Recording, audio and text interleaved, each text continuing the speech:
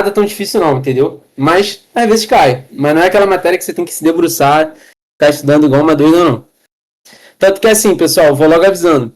Nessa aula aqui, eu preparei para falar com vocês de anexos embrionários, tá? Vou falar um pouquinho de embriologia humana e vou falar de gêmeos. Mas assim, a parte de embriologia humana vai ser um aprofundamento que eu vou dar depois para quem quiser, quem for fazer específica. Ah, se for fazer o Enem. Eu não veria. Muito difícil cair isso, tá? Embriologia humana mesmo. O que cai para vocês é a embriologia do anfioxo, que é do peixinho que a gente mandou foto. Porque, assim, é muito complexo, vai no nível de complexidade que, assim, é muito difícil o vestibular ser cruel de cobrar isso. Se você vai fazer vestibulares que tendem a ser bem difíceis, pode cair. Agora, nem não. Cara, até, assim, às vezes aparece uma coisa de embriologia, né? Parece mais alguma coisa assim, mas não tem muita evidência, não, tá? Fabiana, tu tava na última aula? Eu acho que não, né? Não lembro quem tava, não, quem não tava. Mas não cai tanto não, tá? Não cai tanto assim não.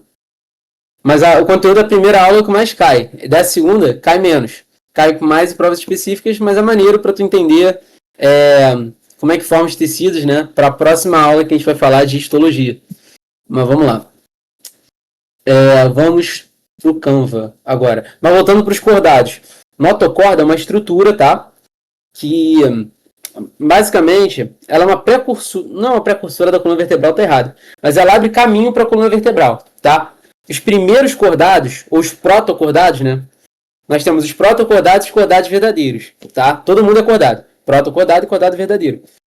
Os protocordados são os que têm o quê? Só notocorda, não tem coluna vertebral, como a Lin já falou, tá? Agora, os cordados verdadeiros, eles têm notocorda só no desenvolvimento embrionário. É o nosso caso. Você tem notocorda ou não? Você não tem notocorda. Mas no momento que você está desenvolvendo o seu embrião, aparece uma notocorda ali. Tá? É muito maneiro. Por que serve estudar embriologia? É maneiro para a gente ver como acontece a concepção, como acontece, né, nosso desenvolvimento desde um fetinho, mas também ele serve para taxonomia. Tá? A embriologia ela serve para dar pistas das nossas origens evolutivas, beleza? Por exemplo, a forma com que com que o embrião se constrói dá várias pistas de onde que a gente está na linha evolutiva. Hoje em dia, por exemplo, se olha muito mais para você descobrir pistas taxonômicas, né, para poder dizer onde um animal está num cladograma, que é aquela linha evolutiva, eu olho muito mais para o desenvolvimento embrionário dele do que para ele por si só. Eu discuti isso com vocês, né, na última aula. Então, por exemplo, é muito interessante. No desenvolvimento embrionário humano, tá? Ali no início da organogênese, a gente tem formação até de brânquias, né, cara? A gente forma brânquias, só que é atrofiado. Mas para ver como é que, a nossa linha evolutiva tá lá ainda. Os peixinhos estão lá e a gente veio deles, entendeu? De certa forma, né? Nós temos um ancestral que teve brânquias, provavelmente. A brânquia surge e desaparece. Tem raríssimos casos de bebês que mantêm as brânquias, tá? Só que são brânquias atrofiadas, não funcionam, né? O bebê não respira debaixo d'água. Beleza? Mas vamos que vamos. Não são brânquias propriamente dito, são brânquias embrionárias, né? Mas é interessante saber disso. Estamos aqui em Embriologia 2. E a gente vai falar dos anexos embrionários agora. Eu vou apresentar antes que a Bel brigue comigo. Não precisa nem dizer que não foi eu que fiz o slide, né? Como sempre. Quem será que fez esse slide? Aí tem que fazer cirurgia, se o bebê nasce... às vezes faz para retirar, tá, Lindinha? Geralmente faz, né? Porque é uma estrutura que não era pra estar ali, geralmente tira com cirurgia. Algumas aparecem normalmente, tá? Depois. Outras tem que tirar. Beleza? Pode até inflamar, fazer alguma coisa, né? Porque aquilo não tem função pra nada. É bom tirar. E também estético, né? Porra.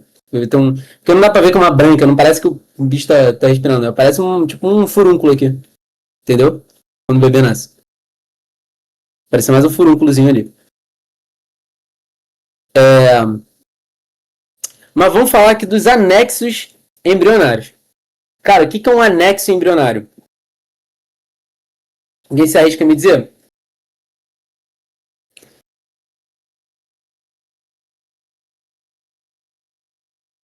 Ninguém? Ninguém tem um bom chute? Aí.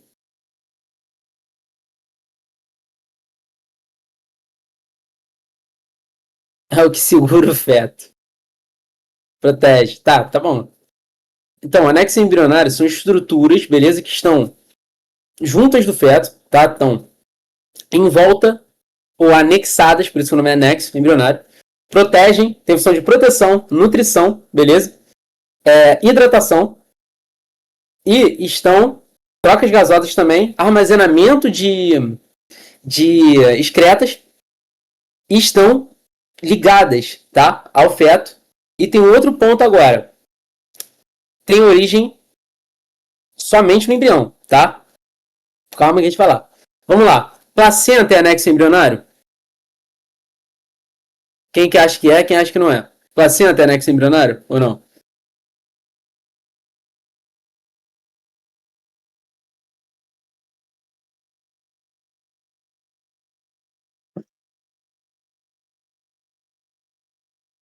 É, eu achava que era.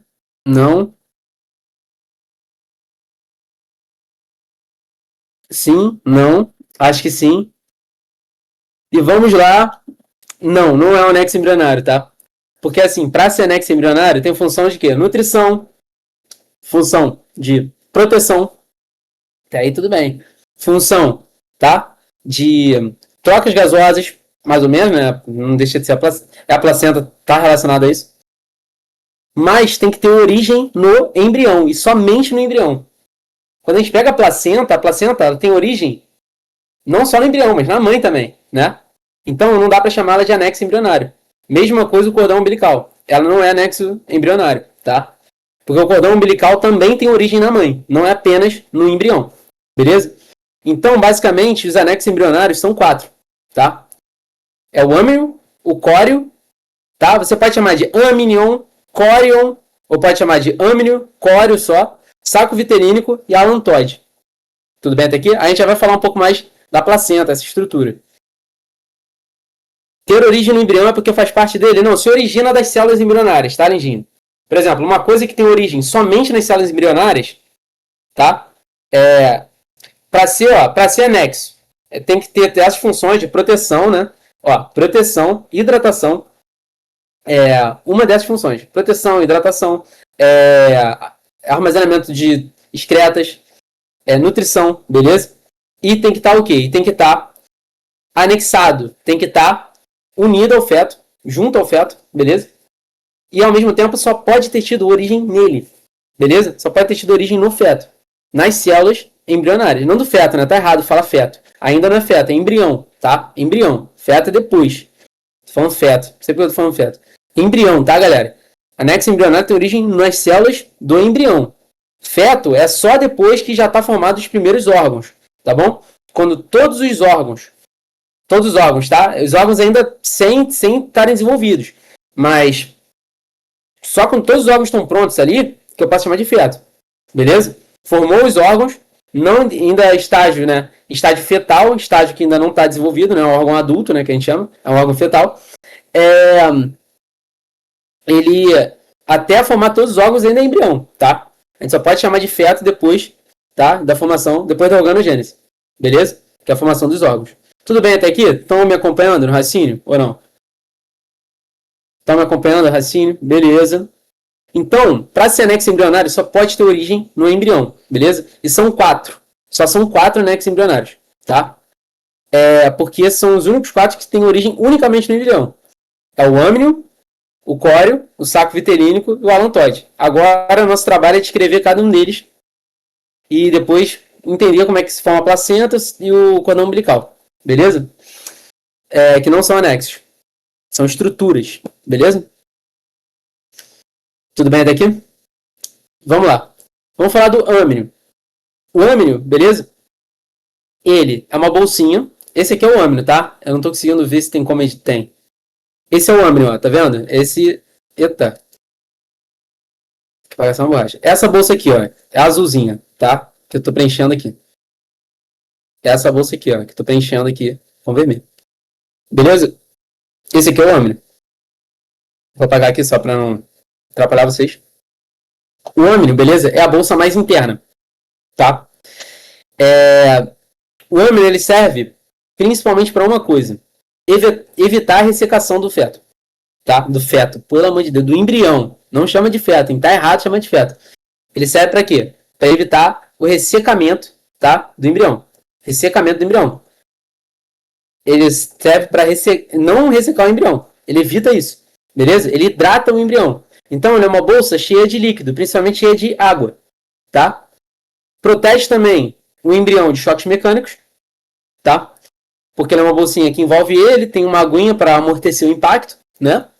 E também serve, de certa maneira, tá? Isso aqui, ó. Se eu fosse botar duas em prova, uma prova discursiva, cite duas funções do âmino. Primeira função, choque mecânico. Terceira função, evitar a ressecação ou evitar a desidratação.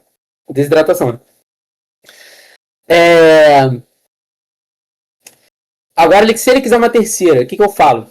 Cara, auxilia o equilíbrio osmótico, tá? Do embrião. Ou auxilia o equilíbrio iônico do embrião também. Ali vai ter alguns sais minerais no âmino, tá? Fundamentais para manter a osmorregulação ali. Beleza? Tudo bem? Se pedir uma terceira, mas não é a principal, tá? Não é a principal. As duas principais são proteção e hidratação. Beleza? Se ele pedir uma terceira e você não souber, você bota essa. Agora vamos falar do córeo, tá? Córeo é uma membrana externa, tá? Que vai envolver todos os anexos embrionários. Antes de falar do córeo, eu vou falar agora do saco vitelínico e o alantoide, tá? Depois a gente fala do córeo. Saco vitelínico, ele é autoexplicativo, né? O que vocês acham que é o saco vitelínico? Fala pra mim.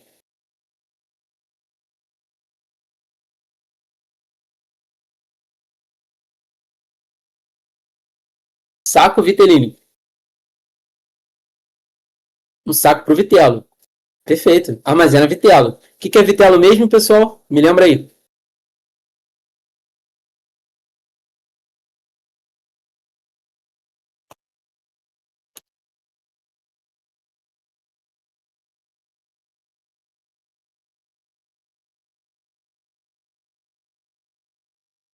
Nutrientes do embrião. Onde o embrião vai tirar a nutrição dentro do ovo. Perfeito, é isso. Tá? É um armazenamento, tá? Tem que ter essa palavra de armazenamento, tá? É uma reserva, perdão, armazenamento não, uma reserva, tá? De nutrientes para o embrião. Você geralmente costuma encontrar muita albumina, né? Proteína albumina, carboidratos e gorduras ali. Tá bom? Mas muita proteína albumina, por exemplo, costuma ser bem recorrente nos ovos, tá? Geralmente é a proteína de reserva que a gente tem nos ovos, tá? No vitelo mesmo, até no vitelo humano também se encontra albumina. Então, saco vitelínico, beleza? Vai ter nutrientes pro embrião, beleza? Pro embrião. Essa é a função do saco vitelínico. E o alantoide, galera? Alantoide é que menos o pessoal lembra, menos o pessoal conhece. Fala pra mim. Tem uma colinha aí pra vocês, né? Aparece a imagem toda. Eu vou tirar essa cola depois. Mas o alantoide, eu vou falar já que tá com a cola aqui. O alantoide... Eita, alantoide é foda. O alantoide, ele é uma bolsa, beleza? Que vai armazenar o quê? Principalmente armazena excretas, tá? No embrião. Vai armazenar excreta, ele vai soltando excretas aqui. Porque imagina se não tivesse uma bolsa para liberar excretas. Vai ficar tudo o quê? Solto aqui dentro do âmino, imagina. Vamos já no âmino. Ele vai uma hora o quê? Morrer intoxicado, né? Com as próprias excretas dele. Então ele tem que jogar isso para fora, né? A gente tem que lembrar que, sei lá, a excreta, né? A amônia, por exemplo, é tóxica. Então, ele tem que mandar isso para algum outro canto. Beleza? Tem aqui? Então, ele tem que mandar isso para o alantoide. Beleza? E o alantoide, além de armazenar essa excreta, ele vai realizar trocas gasosas. Mas calma aí, não é tão simples assim não, tá? Na maior parte, tá? A gente vai ver que em mamíferos, tá? A gente vai ter algumas diferenciações, vão formar outras estruturas como a placenta e o cordão umbilical, tá? A gente vai ver que essas estruturas, e dependendo do animal também tem estruturas diferentes, tá? Mas assim, o embrião geral, ele tem só esses 4. Tá? O embrião geral, todo embrião tem que ter 4, beleza? No início do estágio embrionário. Mas vamos dar uma olhada agora no córeo para vocês entenderem como é que o alantoide funciona nessa questão das trocas gasosas, tá? O córeo, ele vai ser o anexo embrionário que vai envolver todos os outros anexos.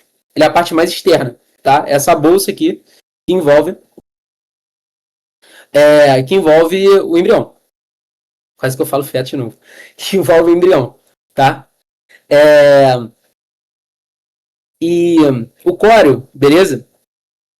Essa membrana, né? E assim, ela é mais externa. Então, porra, onde que tá os gases respiratórios? O oxigênio tá onde? Tá aqui fora, né? Então, assim, se a gente tem que pensar de alguma maneira, vai ser o quê? A gente tem que pensar que, pô, como é que eu apago isso? A gente tem que pensar que o córeo também vai ser responsável pelas trocas gasosas, né? Porque pensa, tem que entrar por aqui o gás, não tem que? O ar, né? O gás vai ter que entrar por aqui. Então, assim, de certa forma, o córeo também vai ser responsável pelas trocas gasosas. Mas como assim? O Alan Todd e o córeo são responsáveis pelas trocas gasosas? São, tá? Eu vou te explicar como é que funciona isso. Mas já vamos explicar. Mas o córeo também ele serve para proteger, né, o embrião. Obviamente ele vai ser a primeira bolsa de impacto, né, aqui para o embrião, tá?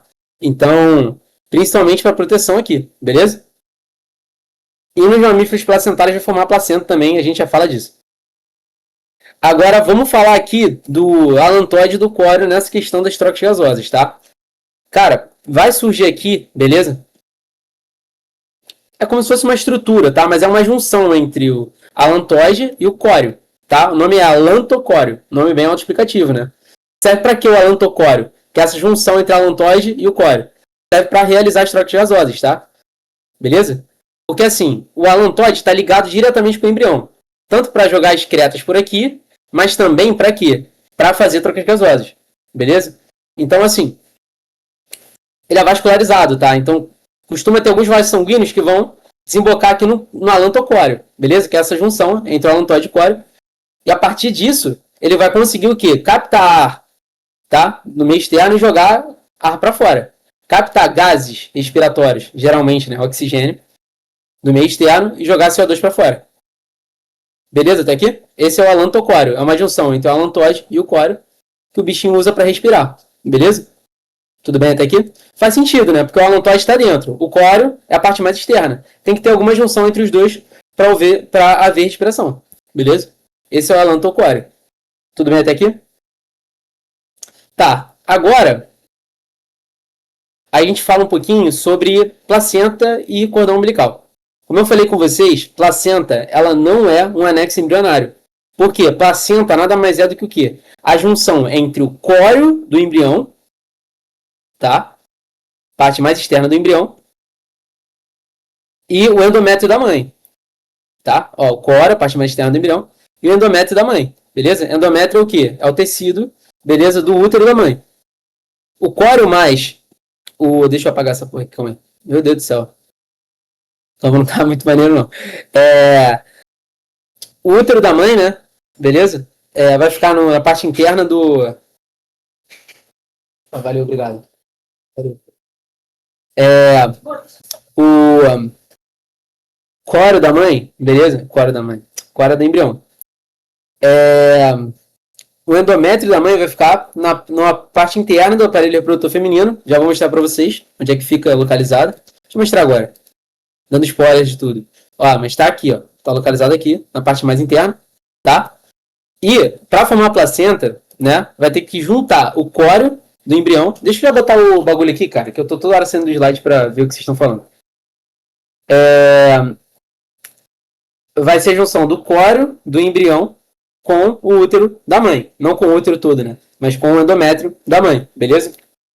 Tudo bem até aqui? O endométrio é a parte mais interna do útero, né? É a camada tecidual mais interna do útero. E aí vai formar a placenta, beleza? Tá?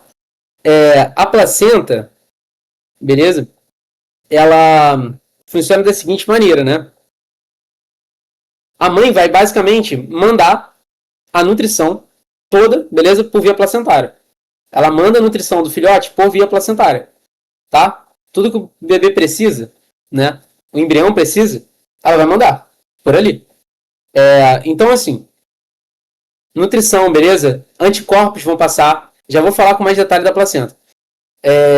Mas o que eu quero que vocês entendam agora é que o quê? A placenta é uma união entre córeo e endométrio, Ou seja, tem parte da mãe ali. Se tem parte da mãe, não é anexo embrionário. E agora o cordão umbilical. O cordão umbilical, cara, ele vai ser formado basicamente pelo alantoide, cara, o saco vitelínico, porque assim, o saco vitelínico está atrofiado, ele atrofia, junta com o alantoide, tá vendo? Ó, amarelo e verde, tá? Mais a placenta, ele vai se unir à placenta. O cordão umbilical se une à placenta, beleza? E no cordão umbilical, beleza, vai passar o quê? Os gases respiratórios e as excretas, tá? A mãe vai ter que jogar tudo para fora. As excretas do embrião, beleza? Vai se juntar com as excretas da mãe e vai ser soltado tudo para fora, tá? Quando a mãe for fazer xixi, beleza? Deixa eu ver aqui o que vocês estão falando. Estão caladinhos, né? Estão compreendendo tudo? Tá indo bem?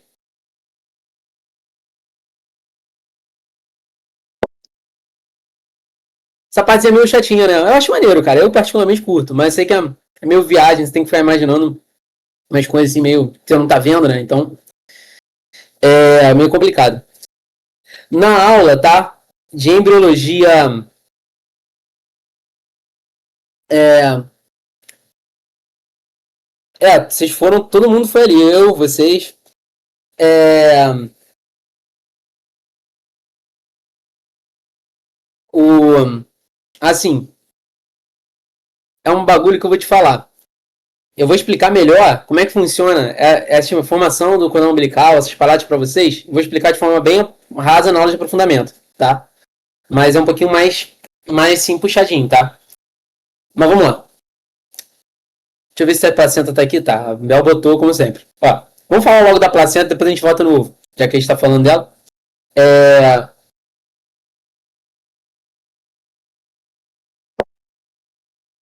Então, mais maneiro mesmo. A primeira parte é bem, bem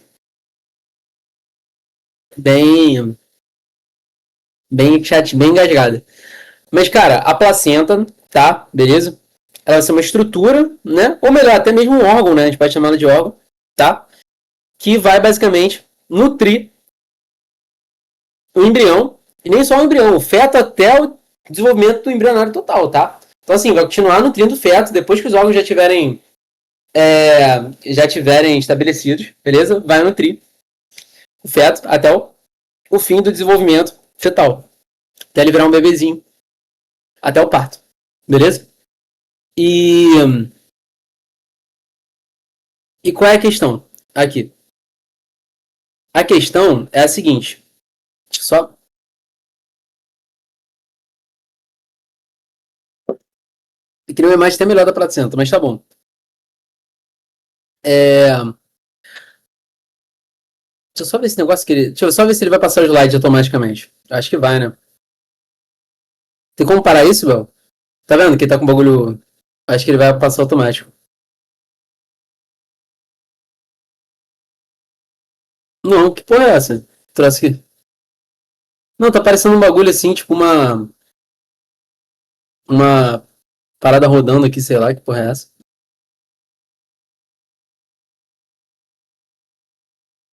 Ah, tá, cara, burrão, mano. Burrão, burrão. Cara que eu vi. Maneiro, pô, maneiro, gostei. É. Vamos. Que porra é essa, mano? Bagulho. Enfim, tá? A placenta, beleza? Na placenta vai passar quase nada, tá? Só passa o quê? Passa basicamente hormônios, tá? Fundamentais, nutrientes, beleza? Proteínas pequenas, tá? É, alguns tipos de moléculas, beleza? Vai passar gases respiratórios, tá? E alguns, tá? Vai passar alguns anticorpos, beleza? Quando eu falo não é célula, hein? Anticorpo é o quê? São moléculas, são proteínas. E não são todas que passam, são algumas que passam. Quando a gente falar de sistema imunológico, eu vou especificar um pouco mais para vocês, tá? Mas passa alguns anticorpos pela placenta, beleza? Então, por exemplo, a mãe pode passar imunidade a certo antígeno por via placentária, tá? Tranquilo até aqui?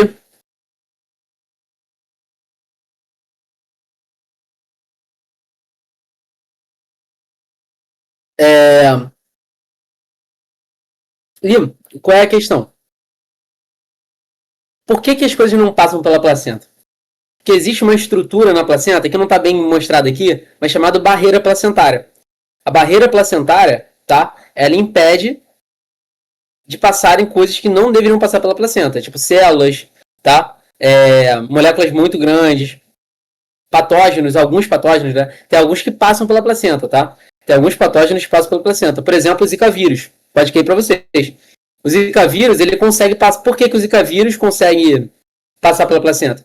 Porque ele consegue passar pela barreira placentária, tá? Se ele consegue passar pela barreira placentária, ele entra na corrente sanguínea do bebê. Então, um detalhe, não existe, tá, mistura de sangue entre mãe e bebê, tá? Não existe, pelo menos até o parto. No parto pode acontecer, né? No rompimento, tá, da placenta pode acontecer. Contato entre sangue entre a mãe e o bebê. Mas, assim, não existe mistura, tá? O sangue não passa pela placenta, tá? Só passa alguns componentes, poucas coisas do sangue, tá? Não passa célula, beleza? Tudo bem até aqui? Suaves? Pelo menos não é para passar, né? Existem raros casos que passam, mas não é o normal. Vai acontecer. Tranquilo até aqui? Estão acompanhando assim? O nome dessas estruturas, tá, que são usadas para passar aqui na placenta, são chamadas de velocidades coriônicas, tá? Tem a ver o quê? Com o córeo, que forma essas velocidades, tá? Que são o quê? Caminhos capilares aqui, estão vendo que são capilares? Que eles utilizam aqui para o quê? Aqui, ó, a barreira placentária está entre o contato entre os capilares da mãe, os capilares aqui do endométrio, e as velocidades coriônicas, tá? Elas vão basicamente selecionar só o que vai passar e o que não vai passar. Beleza? Aqui vai para a circulação do bebê, aqui não vai. Então aqui, olha que interessante. Aqui a gente tem o quê? Calma aí, quase rompeu. Então quem é responsável pela nutrição do bebê? A placenta, tá? Mas agora a gente vai ver também que o cordão umbilical ele passa ali, né? O cordão umbilical passa ali. Por que ele passa ali? Como eu falei, o cordão umbilical ele é a junção do quê? Alantóide, saco vitelínico, mais a placenta. Porque assim, ele vai utilizar da placenta para fazer trocas gasosas e para jogar as excretas para fora, como eu falei, tá? No cordão umbilical a gente vai ver o quê? A gente vai ver uma veia umbilical, tá? E duas artérias, beleza? Ó, se vocês verem aqui, tá mais ou menos desenhado aqui, né? Tá meio zoado, mas tá desenhado. Ó, a veia umbilical é a vermelha. As artérias umbilicais são essas azuis aqui, estão vendo? Tudo bem? E aí que é coisa interessante. Vocês estão me acompanhando o raciocínio? Tá muito rápido, tá dando para acompanhar, legal. Essa é muita informação, né, pessoal? Tá. Aí que eu vou dizer uma coisa para vocês. Geralmente, quando a gente for olhar o sistema circulatório, a gente vai ver que a gente tem sangue venoso, sangue arterial.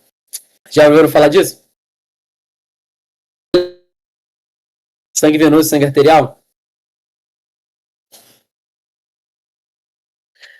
O sangue venoso e sangue arterial não está diretamente ligado a passa por artéria, passa por veia. Não, não é isso.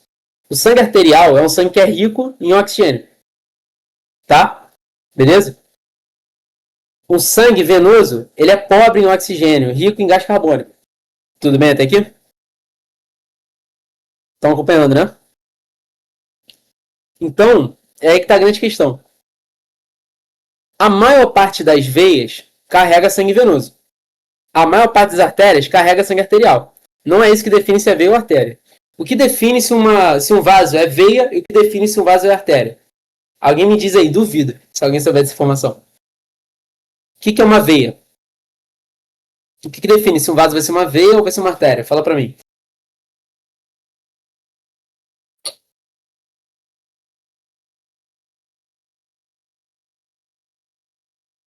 Tamanho de espessura? Não. Calibre? Não.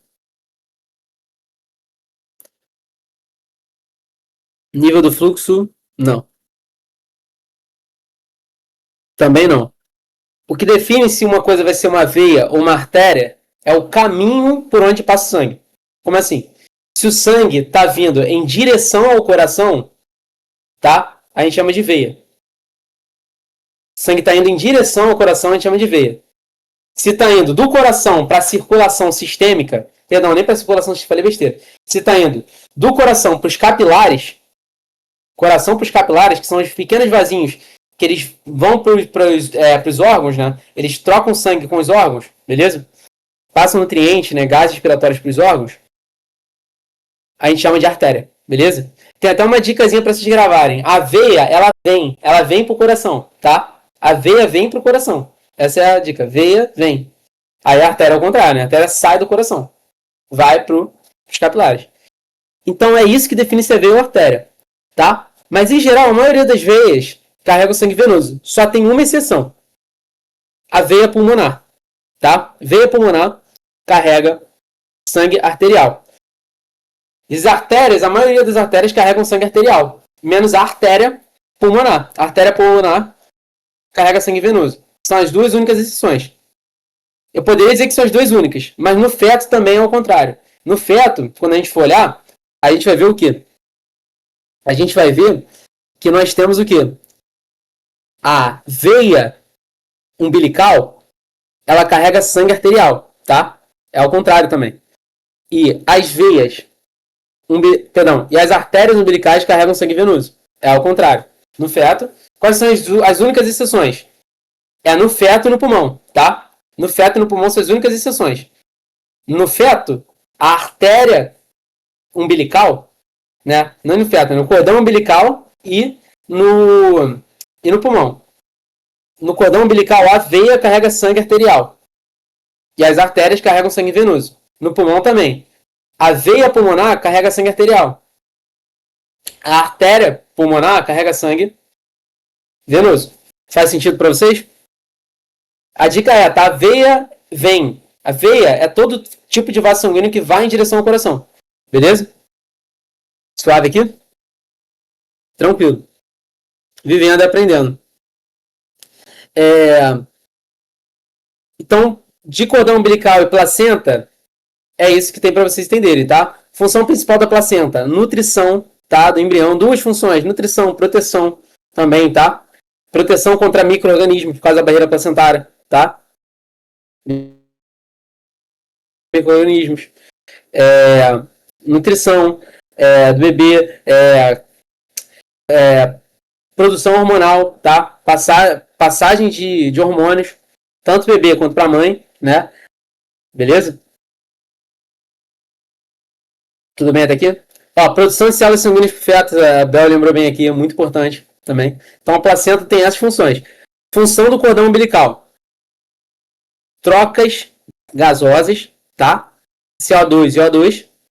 E também, além disso, é o quê? Excretas, tá? Mandar excretas para fora do bebê, no caso, né? O feto... Eita! O feto vai mandar... Deixa eu botar essa aqui pra cá. O feto, deixa eu botar aqui um caixinha de ferramenta para segurar aqui o celular, peraí. Calma aí, pronto. Pronto, agora não cai mais. O feto, tá? Ele vai usar também o cordão umbilical para mandar as excretas dele para fora, beleza? Então, a função do cordão umbilical é essa, tá? Excretas e gasosas. Então a gente acha que a função dele é nutrir. Não, tá, pessoal? A função é da placenta. Tudo bem até aqui? Make sense? Suaves? Beleza. Agora vamos que vamos. Vamos dar uma olhadinha aqui nos ovos da ave, já que a gente já falou de placenta e tudo mais. Vamos olhar os ovos das aves. Antes de falar dos ovos das aves, eu vou diferenciar dois tipos de seres que têm embriologia diferente. São os anaminiotas e os aminiotas. Pelo nome você já deve saber. O que é um anaminiota? Tem um amnion, né? O que é um anaminiota e o que é um aminiota? Vamos falar. O que é um aminiota? Esse segundo é o quê? Fala pra mim. Esse aminiota é o quê? Aminiota. Tem líquido amniótico. Pode. No Unicamp pode. Um amniota tem âmnion, tá? Que interessa. A amniota tem âmnion. E o anaminiota... Não é tão difícil não, cara. Sim, mas vai mais que essa questão. Qual a função da placenta? O que vai cair pra vocês é isso. Qual a função da placenta? Qual a função do cordão umbilical? Qual a função do saco vitelínico? Isso vocês têm que saber, entendeu? E outras coisas assim. Geralmente vai queimar essas coisas assim. A anaminiota não tem. Mas sim, eu vou complicar um pouquinho as coisas, tá? Eu vou falar de uma forma que faz muito mais sentido. Porque assim, na verdade, é um pouquinho diferente disso. Mas vocês estão certos. De fato, não tem âmino, nem. Ó, de fato, a miniota tem âmino e o anaminiota não tem âmino. Mas assim, os anaminiotas, eles são o quê? São indivíduos, tá? Que possuem seu desenvolvimento embrionário em meio aquático. É o anaminiota, tá? E o amniota é que possui seu desenvolvimento embrionário em ambiente terrestre. E aí a gente começa a pensar um pouco. Vamos raciocinar um pouquinho? Vamos raciocinar um pouquinho aqui comigo? Para que serve o âmino, galera? Para que serve o âmino? Quais são as funções do âmino? Vamos revisar aqui que eu já falei com vocês. Para que serve o âmino?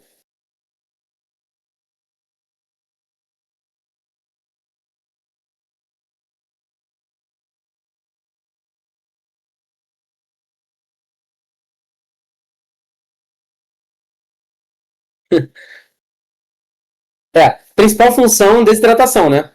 Proteger o embrião, sim, mas a principal função dele é o quê? Não desidratar, né? Deixar o bichinho sem desidratar, beleza? Essa é a principal função dele. A principal função do bicho é o quê? Proteger ele contra a ressecação, né? Então, assim, a principal função do âmino é essa. Só que o bicho está na água, precisa de âmino, então? Não precisa, né? Porque ele tá na água e não tem risco de ressecar, né? Tá, agora eu vou perguntar para vocês. Qual a função do córeo?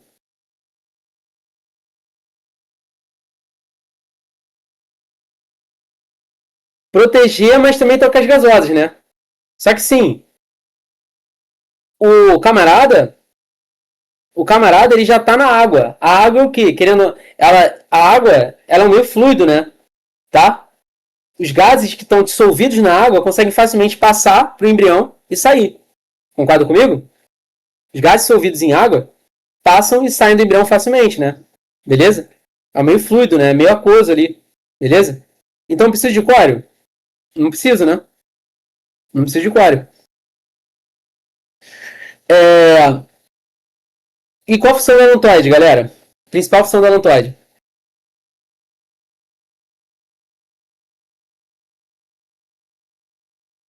O bicho tá na água.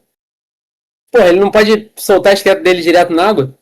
Ele tem que armazenar em algum lugar? Porque ele vai ficar guardando se ele tá na água. Então, que nem os peixinhos. Então, assim, o anaminiota não é o cara que só não tem âmino. Ele não tem âmino, não tem córeo, nem tem alantoide, tá? O anaminiota pode ter saco vitelínico, não necessariamente vai ter, tá? Saco vitelínico. Por exemplo, a maior parte dos peixes tem saco vitelínico. Tem alguns peixes que não tem. Anfíbios, muitos não tem saco vitelínico, tá? Muitos não tem. Alguns vão ter ou não ter, beleza? Aí vocês podem perguntar, como que eles se nutrem, então? Cara, a gente tem que lembrar que já tem vitelo no ovo, tá, galera? Desde o zigoto tem vitelo. Antes, tá? Desde o zigoto tem vitelo. A saco vitelínico é o quê? É um anexo, é uma estrutura que é formada, beleza? Para armazenar todo o vitelo ali. Verdade. No caso, quase todos, menos os anamniotas. Falei, é que eu acabei falando uma coisa além. Ó, na verdade, os anamniotas não tem, tá? Boa correção, Lindinha. Isso aí eu que falei errado. Todos têm anexos embrionários? Não. Os anamniotas podem não ter nenhum, tá? É o caso dos animais que não podem ter nada. Boa correção, Lindinha. Eu falei errado. Todos têm, não. Os anamniotas não tem, tá? Não tem. Combinado até aqui? A anamniota não tem. Pode ter, a única coisa que a anamniota pode ter é o que? Saco vitelino. De resto não precisa de nenhum, então ele não tem nada. Agora, os aminiotas, eles têm que ter, porque a amniota está em ambiente terrestre. Tem risco de ressecar, galera, em ambiente terrestre? Tem risco de ressecação ou não? Tem risco de ressecar, então tem que ter âmino. Tem que ter âmino, tá, galera? Tem que ter âmino para não ressecar, para hidratar. Beleza? Tem que ter trocas gasosas com o meio? Tem que ter alguma coisa para fazer trocas gasosas com o meio? Tem que. Por quê? Porque o ovo, ele não permite a passagem de água, né? Imagina se entrasse água pelo ovo facilmente. Ia dar merda, né? O ambiente não ia ficar o quê? Ou não ia ficar com homeostase bem estabelecida, né? Eu tenho que garantir que ali esteja protegido, seja impermeável o ovo. Então o ovo ele é impermeável à água. Ele é permeável o quê? Passagem de gases, para o bichinho respirar. Então tem que ter córeo. Tem que ter córeo para fazer essas trocas gasosas, para deixar a ar entrar, beleza? E, além disso, tem que ter córeo para proteger, né? O ambiente terrestre ele está muito mais ele está muito mais exposto a choques mecânicos, né? Já tentou, por exemplo, estava lá na piscina com seu amiguinho. Já tentou socar ele na piscina? Não dá, né? Até dá, mas já viu a diferença de um soco dentro da água e um soco fora d'água? Não, Pedro, eu nunca tentei. Alguém deve ter brincado disso, né? Chutar o amiguinho na água, alguma coisa assim. Se já tentou fazer, você vai ver que o chute não vai surtir tanto efeito. Por quê? Porque a água tem muita resistência mecânica, o ar já tem muito menos, né? Tem muito menos. Então, se socar um cara aqui, dar um socão nele, ele vai. Então, assim, o ambiente terrestre é muito mais exposto a choques mecânicos. Então, tem que ter coro também por causa disso, para proteger. Tem que ter âmbito para proteger muito mais. Contra choques mecânicos. Coro e âmbito. Sem contar que né, tem que ter trocas gasosas também, né? Tem que ter um core para fazer isso, porque o ovo é impermeável. Então, beleza. Então, tem que ter core, tem que ter âmino. E aí que tem. Saco vitelínico tem também, né? Porque, assim, o bichinho vai ter que se desenvolver ali dentro do ovo. Então, tem que ter saco vitelínico. E alantoide tem que ter também. Porque, assim, o ovo é impermeável. Se o ovo é impermeável, onde que o bichinho vai jogar as excretas? Para fora não vai. Então, a alantoide tem que estar ali para armazenar as excretas. Tudo bem até aqui? Porque o bichinho ele vai produzir excretas, né? Ao longo do desenvolvimento dele. Então ele tem que estar armazenando excretas em um para deixar perto do embrião, para não contaminar o embrião. Então tem que ter alantoide. O alantoide, né? Com o alantocório, vai auxiliar também as tracas gasosas. Beleza? Até aqui? Suaves até aqui? Suave, né? É... Agora vamos falar um pouquinho do da ave. É... Qual a maior célula do mundo? Vou começar perguntando assim para vocês. Qual a maior célula do mundo?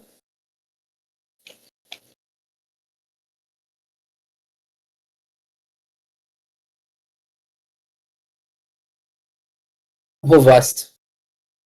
É o ovócito. Mas o ovócito do avestruz, tá? Curiosidade para vocês. Beleza? É a gema do ovo do avestruz. É a maior célula do mundo.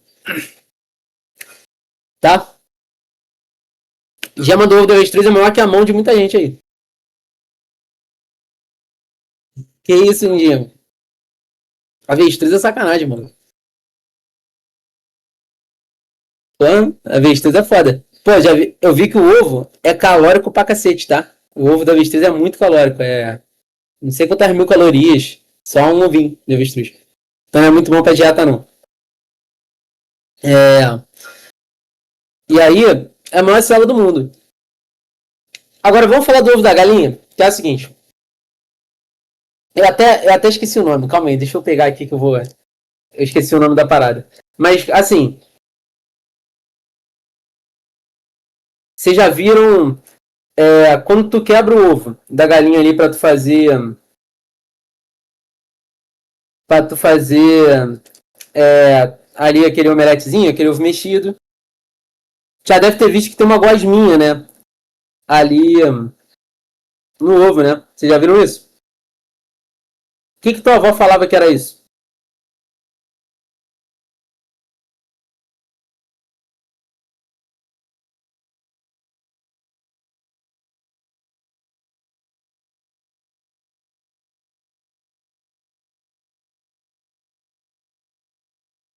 O pintinho. Minha avó falava que é outra parada. Aquela gosma assim, branca.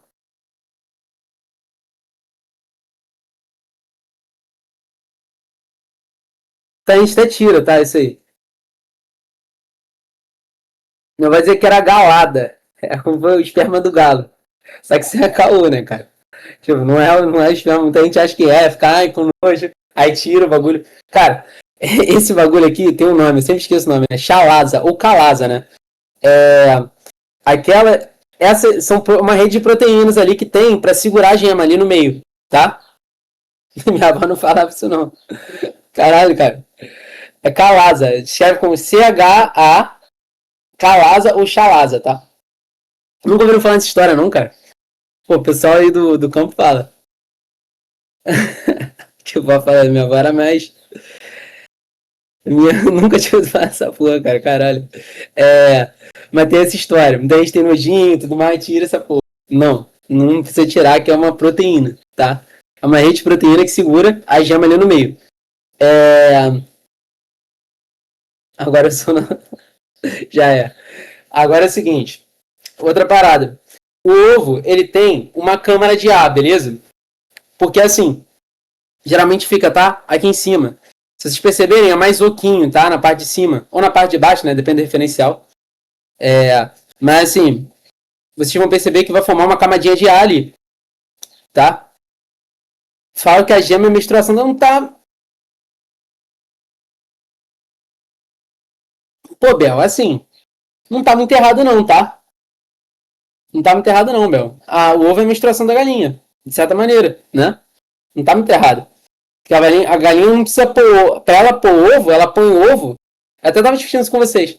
Ela põe o ovo como se fosse a menstruação dela. Ela vai soltar aquele ovo ali, mesmo sendo estar fecundado ou não. Beleza? Porque ela produz esse ovócito, ela ovulou e ela vai soltar aquele ovócito ali, tá? Ela vai ovular, vai produzir aquele ovo e vai soltar, como se fosse entre aspas a menstruação dela. Beleza? É tipo isso. É meio que a menstruação da galinha é o ovo. Tanto que assim, a maior parte dos ovos, o correto é o ovo não estar fecundado, tá? Alguém já pode ter acontecido de abrir um ovo e sair tipo um fetozinho de pintinho, né? Já aconteceu comigo já uma vez, tá?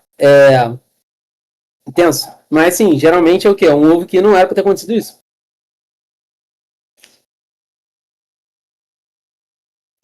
Foi biologia. Cruel.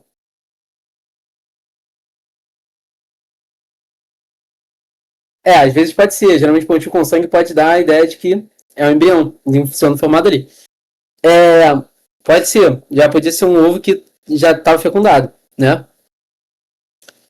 E qual é a questão? Fica uma câmara de ar aqui no ovo, tá, galera? Essa câmara de ar serve para quê? Facilitar as trocas gasosas. O ovo, ele é poroso, tá, galera? O ovo é poroso. Estão acompanhando o raciocínio? Sai na de galáctica. Foca aqui agora. Foca aqui agora que é importante. Ó, tem uma câmara de ar dentro do ovo para facilitar as trocas gasosas. O ovo, ele é poroso. O que é ser poroso? Ele tem vários buraquinhos para passagem de ar, mas ele é impermeável à água, tá? Não entra água nem sai. Fica ali. Imagina se fosse permeável, ia sair água. O ovo ia ressecar. Por isso que ele é impermeável, tá, galera? Não é nem só para não entrar, é muito mais para não sair água. Que se sair, o ovo resseca. Então, tem que ser impermeável por causa disso, tá? Beleza? E é o seguinte: não entra água, mas entra gases e sai gases. Tudo bem até aqui?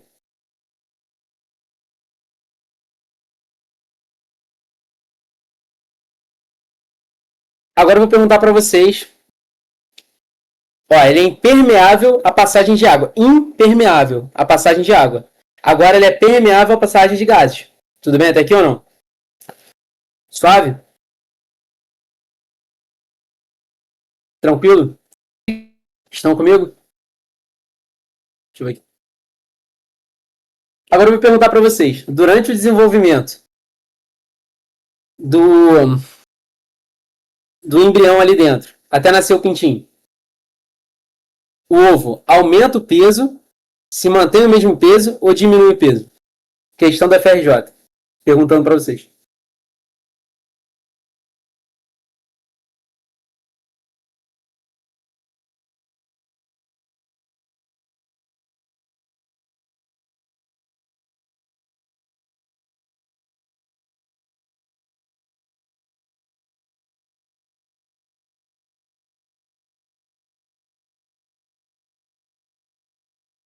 Vamos ver.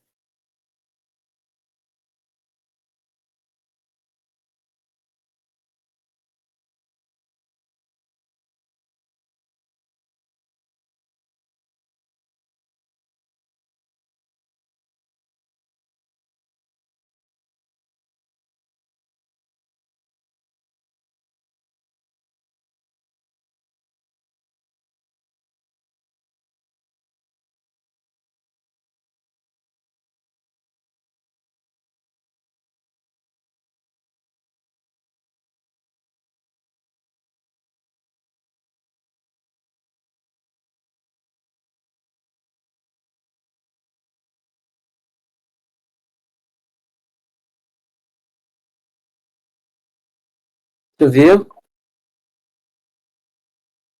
Não, estava assistindo a mensagem.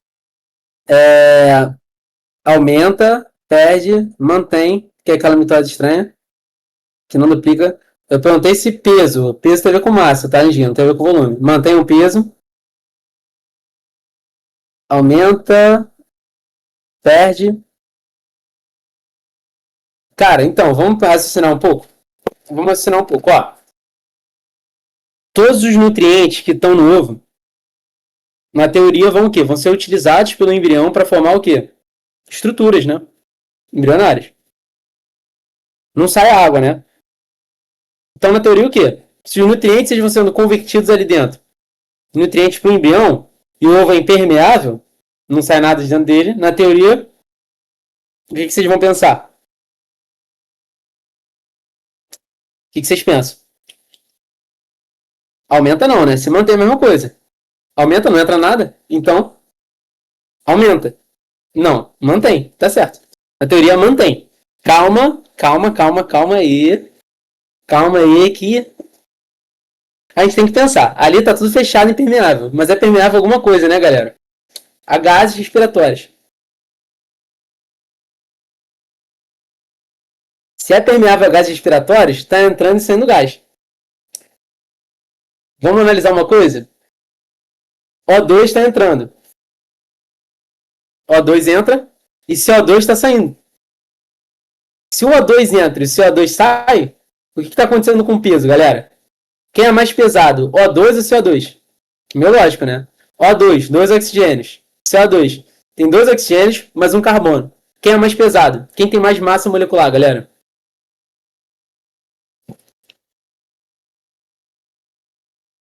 CO2.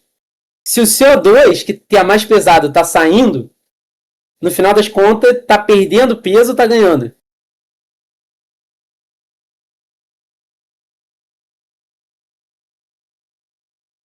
Perdendo. Então o ovo fica, como a Maia bem falou, perde peso, né? Ele perde, beleza? O ovo vai, ganhei. O ovo vai diminuir o peso, tá? Ao longo do tempo. O FRJ, tá? A questão, vai tomar no cu, né? O cara perguntar isso. Mas o cara tem que pensar, ele questionava isso. Pô, o camarada pesou o ovo, deu tal peso. No final, ele viu que o peso estava mais baixo. Por quê? Aí tem que pensar, porra, o que tá dentro dele vai ficar dentro dele, né? É lei de Lavoisier, né? Nada, ó, as massas são constantes. Se eu não tirar nada, nem botar nada dentro, a massa é Lavoisier, ó, massa constante, lei das massas, né? Ah, ele usa o vitelo. Usa, Lindinha, mas ele só transforma. Ele tá transformando o vitelo em outra coisa, não tá? Então, assim, não interessa, assumiu o vitelo todo. Não sumiu, ele foi transformado em outra coisa. Ah, mas ele não transformou tudo, formou excreta. Mas a excreta tá dentro do ovo ainda. É Lavoisier, ó. Massa constante. A massa não vai se alterar ali dentro, né? Na teoria. Não se altera. Lavoisier. Lavoisier ele fala isso. As massas, tá? A massa no início tem que ser igual à massa final. Porque a massa nada cria nem nada se cria, nada se perde. Tudo se transforma. Lavoisier, a frase do Lavoisier que ele não falou, né? Nada se cria, nada se perde, tudo se transforma. O que o Lavoisier dizia? As massas são constantes. Tá? Não tá surgindo massa nem perdendo massa. Tá se transformando. A massa é a mesma, no início e no final. Então, assim, se o ovo tá fechado, na teoria tu espera o quê? Que a massa seja a mesma do início até o fim. Só que quando o camarada pesou o ovo no início do desenvolvimento embrionário e no final, ele achou peso diferente. No final tava mais leve. Por quê? Tem que ter alguma coisa saindo e alguma coisa, né, entrando. Ou não, pelo menos tem que ter alguma coisa saindo. Mas eu analiso, porra, tá entrando e saindo gás. Só que tá saindo o quê? CO2, que é mais pesado. Então isso que faz diminuir o peso do ovo. Brabo, né? É química, né? Biologia não deixa de ser uma, é uma química e uma física mais bonita, mais sofisticada. Brabo demais, né?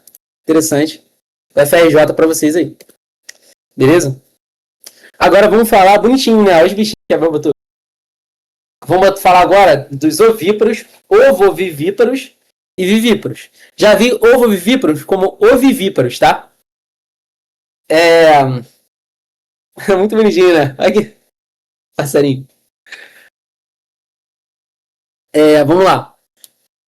Ovíparos. Quem são os nossos queridíssimos ovíparos, galera? Alguém sabe isso?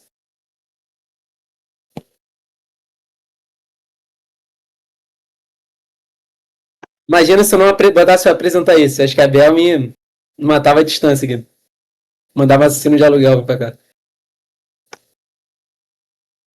Mas e aí?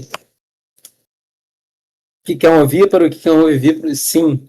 Bizarro, né? Tô com medo agora. Vamos voltar para assim. O que é um ovíparo? Um ovivíparo e um vivíparo? Manda pra mim.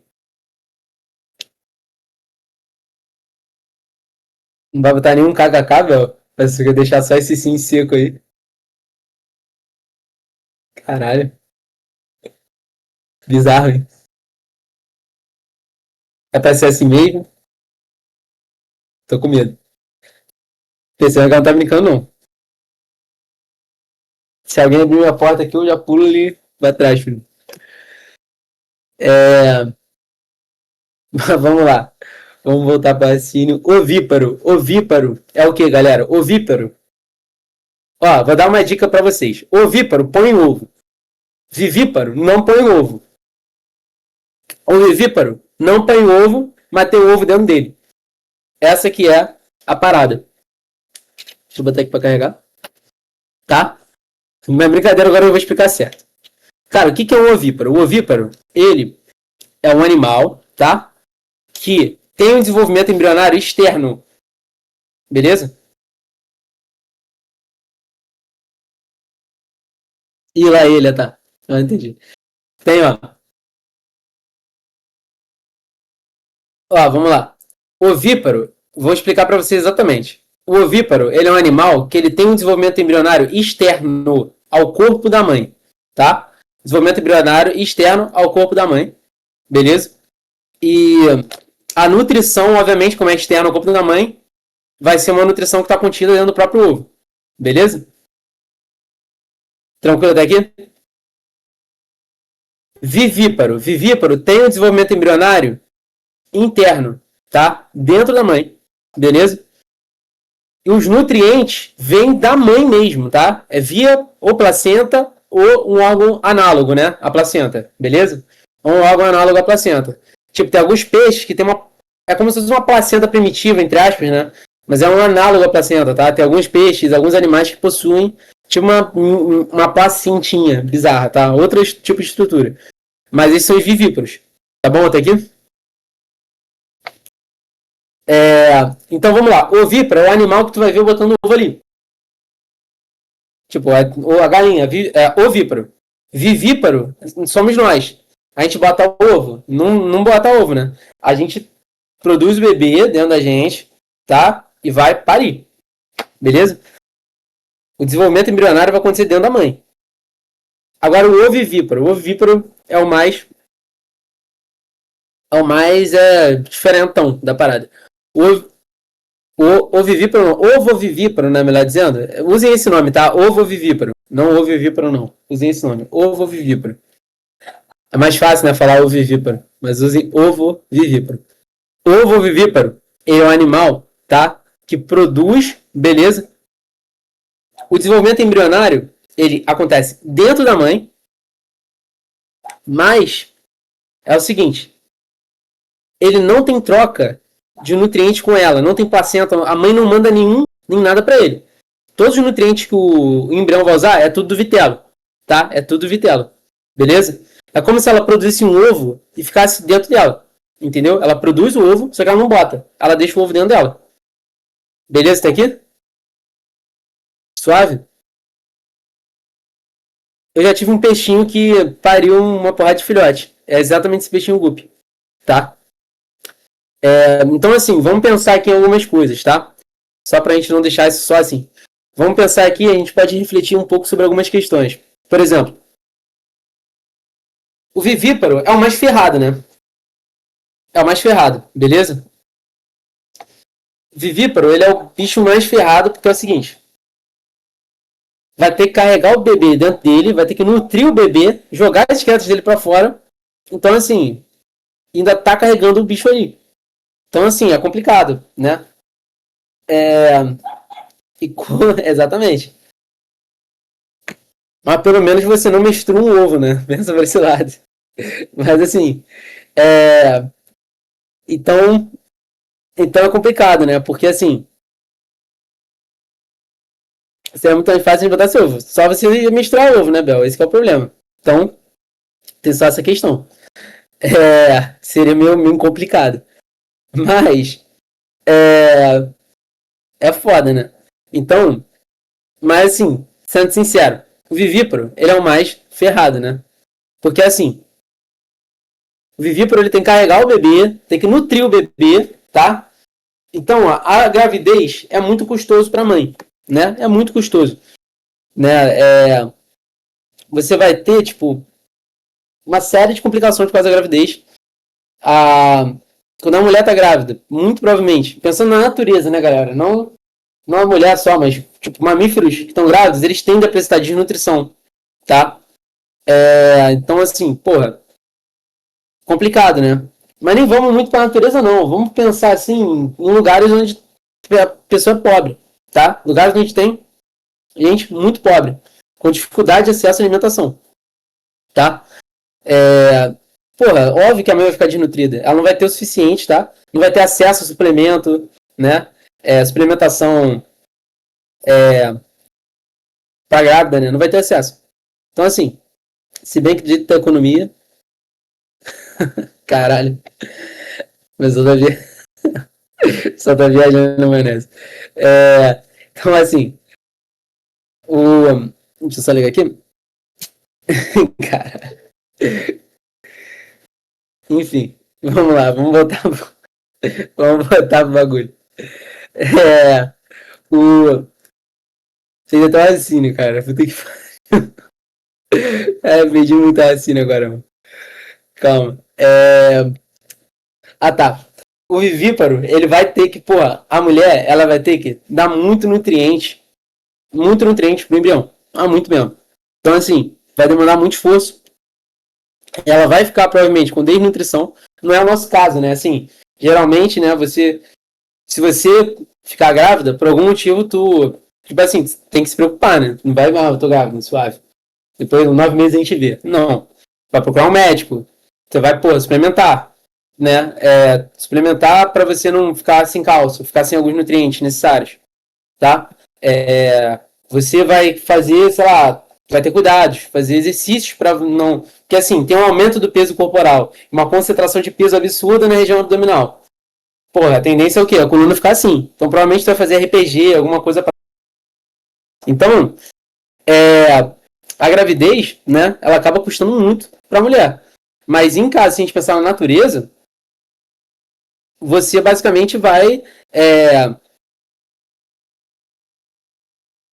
Muitos guerreiros, o que tá dando essa matéria e quem tá estudando ela. Papo reto.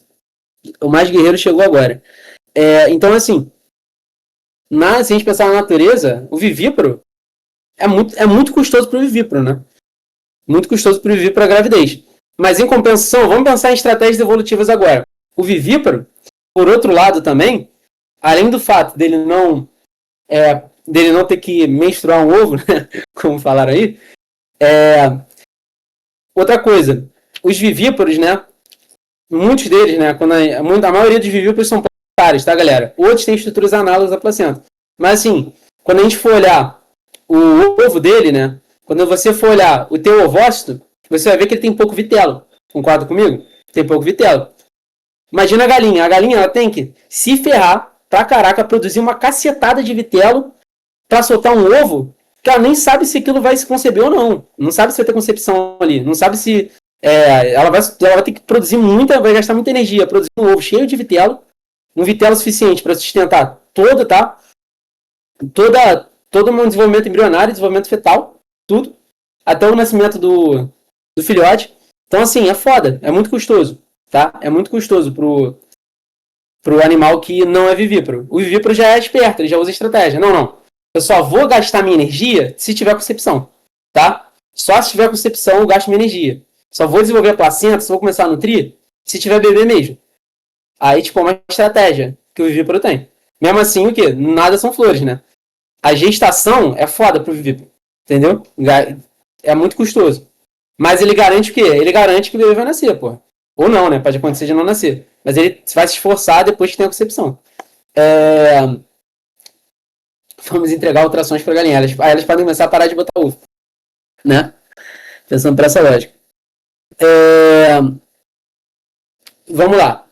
Ovíparo. Como eu falei, o ovíparo põe o ovo e tudo mais. E o ovivíparo tem um ovo dentro dela. Então, assim, o ovíparo ele já usa uma outra estratégia, né? Ele, tipo, deixa o ovo dele ali e, assim, não vai ter que passar pela gestação, tá? O bebezinho vai surgir a partir do ovo mesmo. O ovo ovivíparo, ele vai deixar o ovo dentro dele, né? Como se fosse isso. Qual a vantagem disso, pessoal? Do ovo ovivíparo? Que é isso que as questões vão... A questão, cara, o vestibular não vai perguntar pra você o que é um ovivíparo, o que é um ovivíparo. Vai perguntar quais são os testes possíveis para isso, né?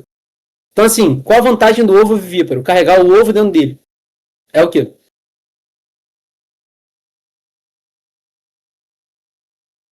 Fala pra mim. Proteção de espécie. Sim, proteção dos indivíduos que estão ali, né? Beleza? Proteção dos indivíduos que estão ali. Tudo bem? Dos filhotes, né? Exatamente, porque o ovo ele fica extremamente exposto a predadores, né? Assim, o ovo tá ali. O vivíparo e o ovo vivíparo eles têm uma vantagem, né?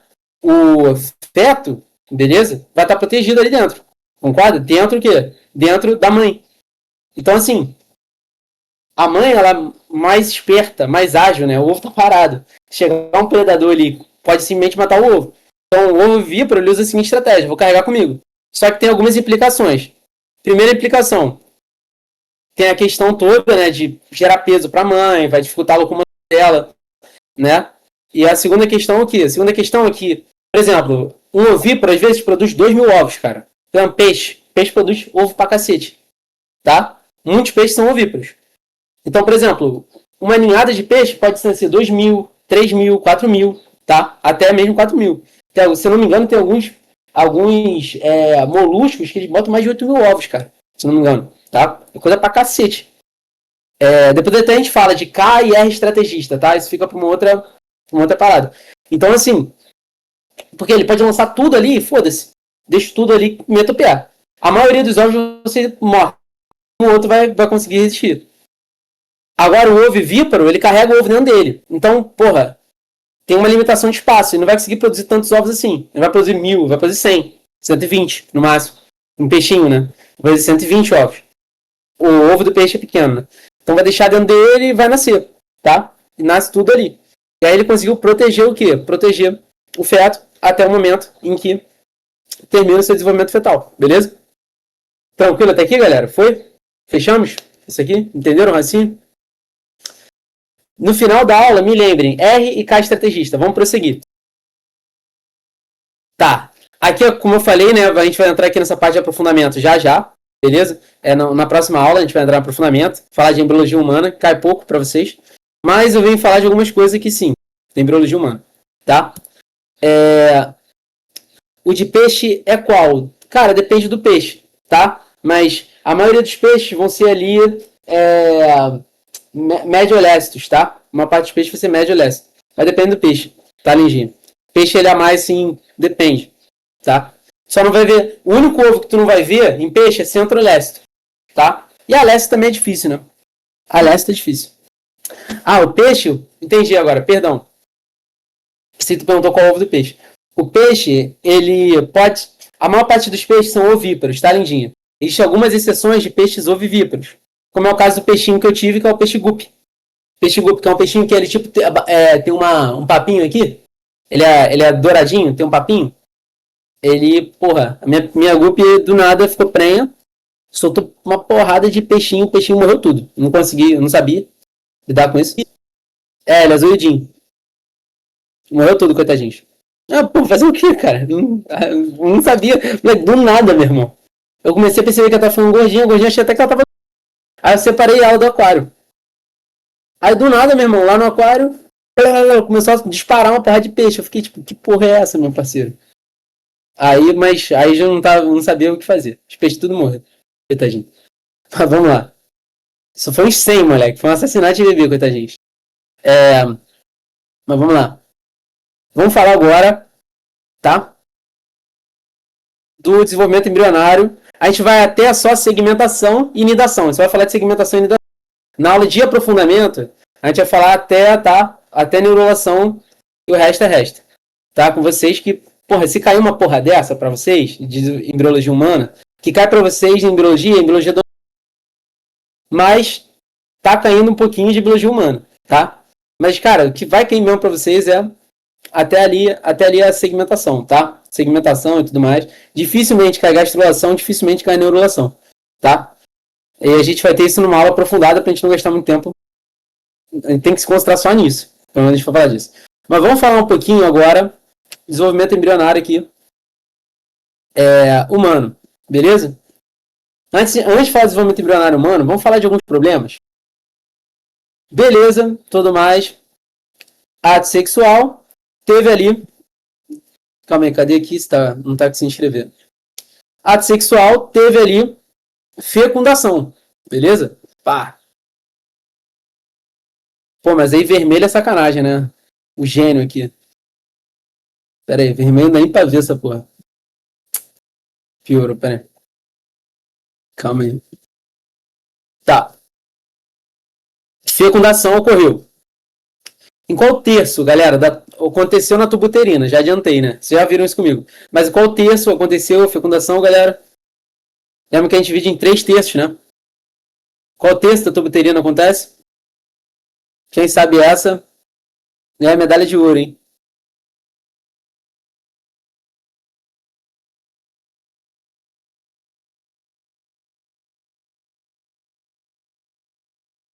Qual terço que aconteceu?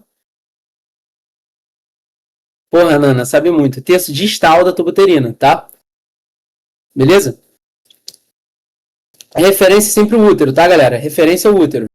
Então, o primeiro terço é o terço proximal, próximo ao útero. Terço médio, terço distal, distante do útero. Tá, galera? A referência é o útero. Sabe? Então, a fecundação acontece no terço distal. Beleza? Agora, vamos raciocinar algumas coisas aqui, tá, pessoal? Vamos falar aqui da segmentação e tudo mais.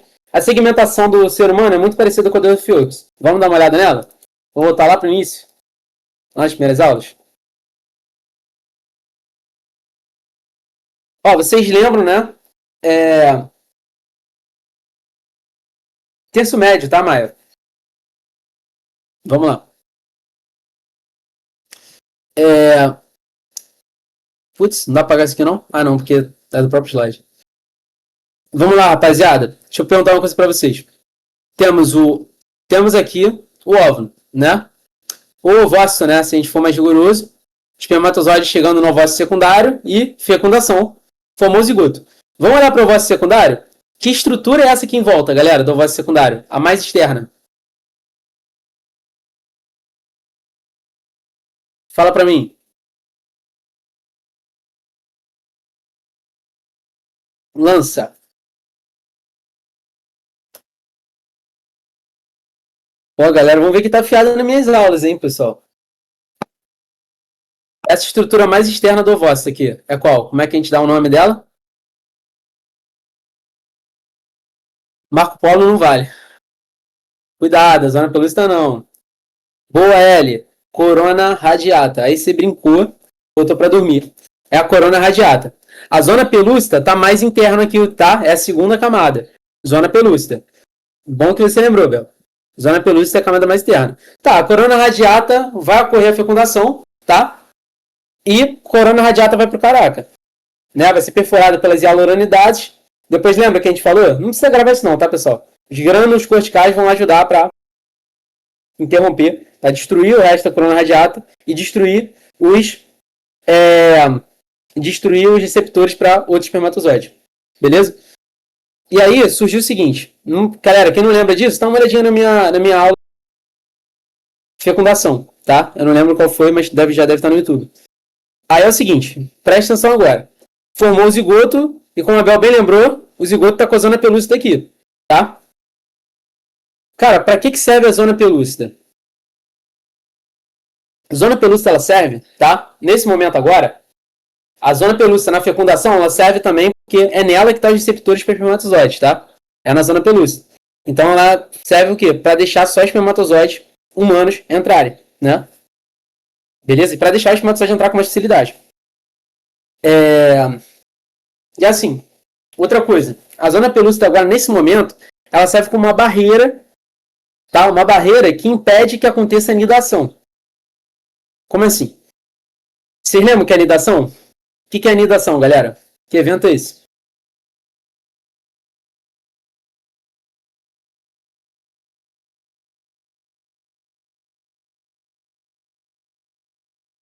Quando gruda no endométrio. Boa. É a implantação, beleza? Do embrião, ou melhor dizendo, vamos especificar com o momento, na blástula, né?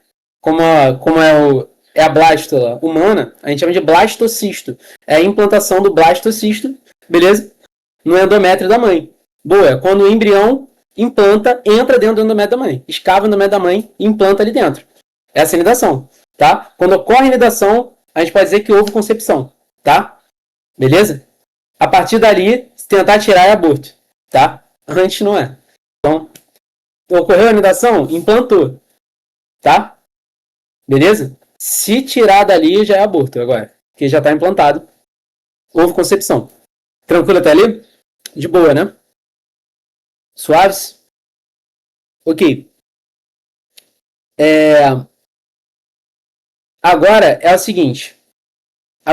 A zona pelúcida, ela serve como uma barreira para impedir, tá? Nesse momento agora, é uma barreira para impedir o quê? Impedir que ocorra a anidação. Tudo bem até aqui? Suaves? Estão comigo? Por que isso? Lembra que vai passando, né, o tempo e o que vai acontecendo? Cena dos próximos capítulos. Boa. Eu vou falar dela hoje. Se que alguém souber para dar spoiler, mas o Marco Polo não, porque tá no meu slide. Mas vamos lá. Não dá spoiler ainda não, tá? Mas se alguém souber, manda. O que eu tinha falado mesmo? Ó, vamos voltar aqui pro aparelho reprodutor feminino. Vamos voltar aqui. Por que tem a zona pelúcida? Nesse momento, porque a zona pelúcida ainda tá aqui. Primeiro que ela não foi rompida, né? Não foi destruída ainda. Mas ela se mantém aqui porque a anidação ela tem que acontecer aonde?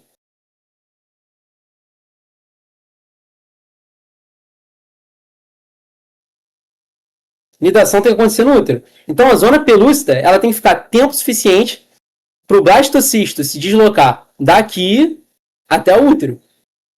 Tranquilo até aqui? Galera, o que ajuda o blastocisto a vir até aqui mesmo, até o útero? Lembra para mim, que eu já falei disso com vocês. O que ajuda o blastocisto a andar, né, até o útero? A se deslocar até o útero?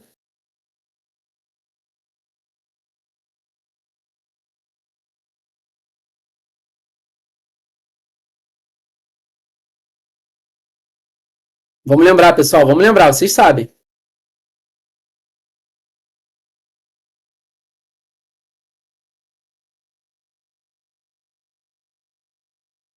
Não, não tem flagelo. Cuidado. Não. Sabe qual é a estrutura? Cílios, tá? A tuba uterina, ela é ciliada, beleza? Ela é ciliada. Esses cílios é cheio de cíliozinhos, lembra? Cílio é uma estrutura parecida com flagelo, é um mini flagelinho, tá? E ela vai ser toda ciliada aqui. Toda ciliada. Tem cílio pra caramba. Não tô dando pra desenhar direito porque o touchpad aqui do notebook não ajuda tanto a desenhar. Mas ela é toda ciliada. Então, assim, o blastocisto não, perdão, o embrião, né? Ele vai se mover daqui até o útero, beleza? E a zona pelúcida vai se manter até aqui, mais ou menos, tá? Vai chegar um momento que ele vai perder, tá? A zona pelúcida. A gente já vai ver isso agora. Então, assim, vamos tentar entender um pouco esse raciocínio. Ó, voltar para aquela imagem. Temos aqui, ó, o zigoto. Zona pelúcida aqui. Primeira clivagem, segunda clivagem. Aí vai acontecer as clivagens, tá? Até formar uma mórula. Estão comigo? Mórula. Mórula vem de amora, tá? Interessante, curiosidade para vocês. Vem de amora, porque parece uma amorinha, né? Cheia de pontinho e tudo mais. Então, ó, a mórula humana, tá? Tem 16 a 20 números, uma coisa, tá? É porque a mórula geral tem 16 a 32, mas a humana tem 16 a 22 blastomas. Bem específico isso, besteira, eu não gravaria, só repertório. Mas até aqui tá com a zona pelúcida, não tá? Beleza? Da mórula pra plá é foda. Da mórula pra blástula, vai acontecer o quê? Vai acontecer a entrada de água, beleza? E vai formar essa cavidade chamada blastocele. A zona pelúcida tá aqui? Não tá, né? Porque assim que entra água na blástula, assim que entra água na mórula e se transforma a blástula, forma a blastocele, rompe a zona pelúcida, tá? Pensa que ela é como se fosse uma capinha que tá revestindo aqui, tá? Quando entra água, lembra que eu falei? Aumenta o volume. Lembra que até aqui o volume total continua igual? O nome disso é clivagem? Eu tô relembrando a última aula, tá, pessoal?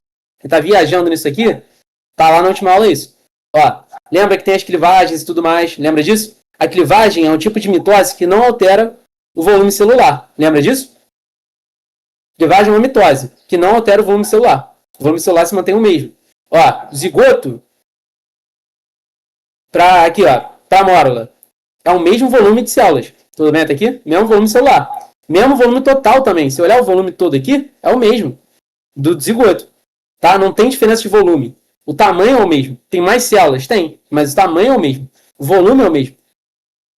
Tá? Na blastocele, o volume total aumenta, tá? Assim, dá pra ver que tá maior, não dá? Dá pra ver que tá maior. Estão me acompanhando, pessoal? Tem alguém que tá viajando na maionese? Tá entendendo porra nenhuma do que eu tô falando? Quem não entendeu nada do que eu tô falando, cara, eu recomendo muito que você veja minha última aula para auxiliar o entendimento, tá? Na última aula eu expliquei com muito detalhe isso aqui. Mas tá vendo que na blastocele o volume aumentou? Isso que o volume aumentou, galera, rompeu a zona pelúcida, tá? Rompeu a zona pelúcida, que é aquela capinha. Pensa, tá assim, expandiu, rompe aquela zona pelúcida. E agora tá livre para nidar, tá vendo? Agora pode acontecer a nidação. Isso acontece aonde? Isso acontece ali no útero, tá? Quando o blastocisto tá aqui no útero, quando a blástula tá aqui no útero. Show de bola? Tá me acompanhando? Ficou confuso? Ficou difícil? Um pouco perdido. Cara, fica tranquilo. O que eu quero que tu entenda, Arthur, continua aqui, mas depois assiste a última aula para você ter uma noção. O que eu quero que tu entenda é o seguinte: o que eu quero que tu entenda é que a zona pelúcida tá aqui até agora, até a mórula, beleza? Enquanto isso, o blastocisto tá se movendo aqui, tudo bem? O blastocisto, perdão. Enquanto isso, o embrião tá se movendo aqui. Tá se movendo, tá se movendo, tá se movendo. Ó, primeira clivagem. Deixa eu botar aqui o caminho. Ele tá se movendo aqui, até aqui o útero. Pode ser? Tá se movendo até aqui o útero. Vamos marcar aqui as coisas agora. Ó, primeira clivagem aqui, ó. Ó, primeira clivagem aqui. Segunda clivagem aqui. Terceira clivagem aqui. Quarta clivagem. Mórula. Tá vendo aqui? Mórula já tá quase no útero. Aqui, ó, blástula. Formar a blástula. Faz sentido o que eu tô falando, Arthur? Quando ele forma a blástula, que a gente vai dar um nome carinhoso, no caso do ser humano, dos mamíferos placentários, melhor dizendo, a gente vai dar um nome carinhoso de blastocisto, que eu já mostro para vocês a estrutura, pode ocorrer nidação. Tudo bem até aqui? Porque não tem porquê pode ocorrer nidação a partir do blastocisto. Não tem mais a zona pelúcida. O que estava impedindo a nidação é a zona pelúcida. Quando ele vira uma blástula, quando ele vira um blastocisto, ele rompe a zona pelúcida e agora pode nidar. Tranquilo até aqui? Suave? Entenderam? Fez sentido o que eu falei ou não? Fez sentido, Arthur? Fez mesmo? Sei que é muito nome, embriologia é foda, é muito, porra, é um nome pra caraca, mas com o tempo vai ficando mais tranquilo de você lembrar, tá? E vamos lá, vamos só pensar numa coisa. Vamos pensar agora, antes da gente especificar, falar das estruturas que o Marco Polo tá doido para lançar aí para vocês. Vamos especificar umas coisinhas, tá? E se der merda? E se, por exemplo, por algum motivo, os cílios aqui não estejam funcionando ou sejam inexistentes, por alguma condição genética ou por desnutrição, seja pelo que for, os cílios não funcionarem direito. O que acontece, pessoal? O que acontece? Cílios não estão funcionando. O que vai acontecer? Ó, zigoto. Vamos ver se não vai? Não. Zigoto, tá? Clivagem, clivagem, clivagem. Mórula. Da mórula aqui já virou o quê? Um blastocisto. Blastocisto pode nidar? Pode.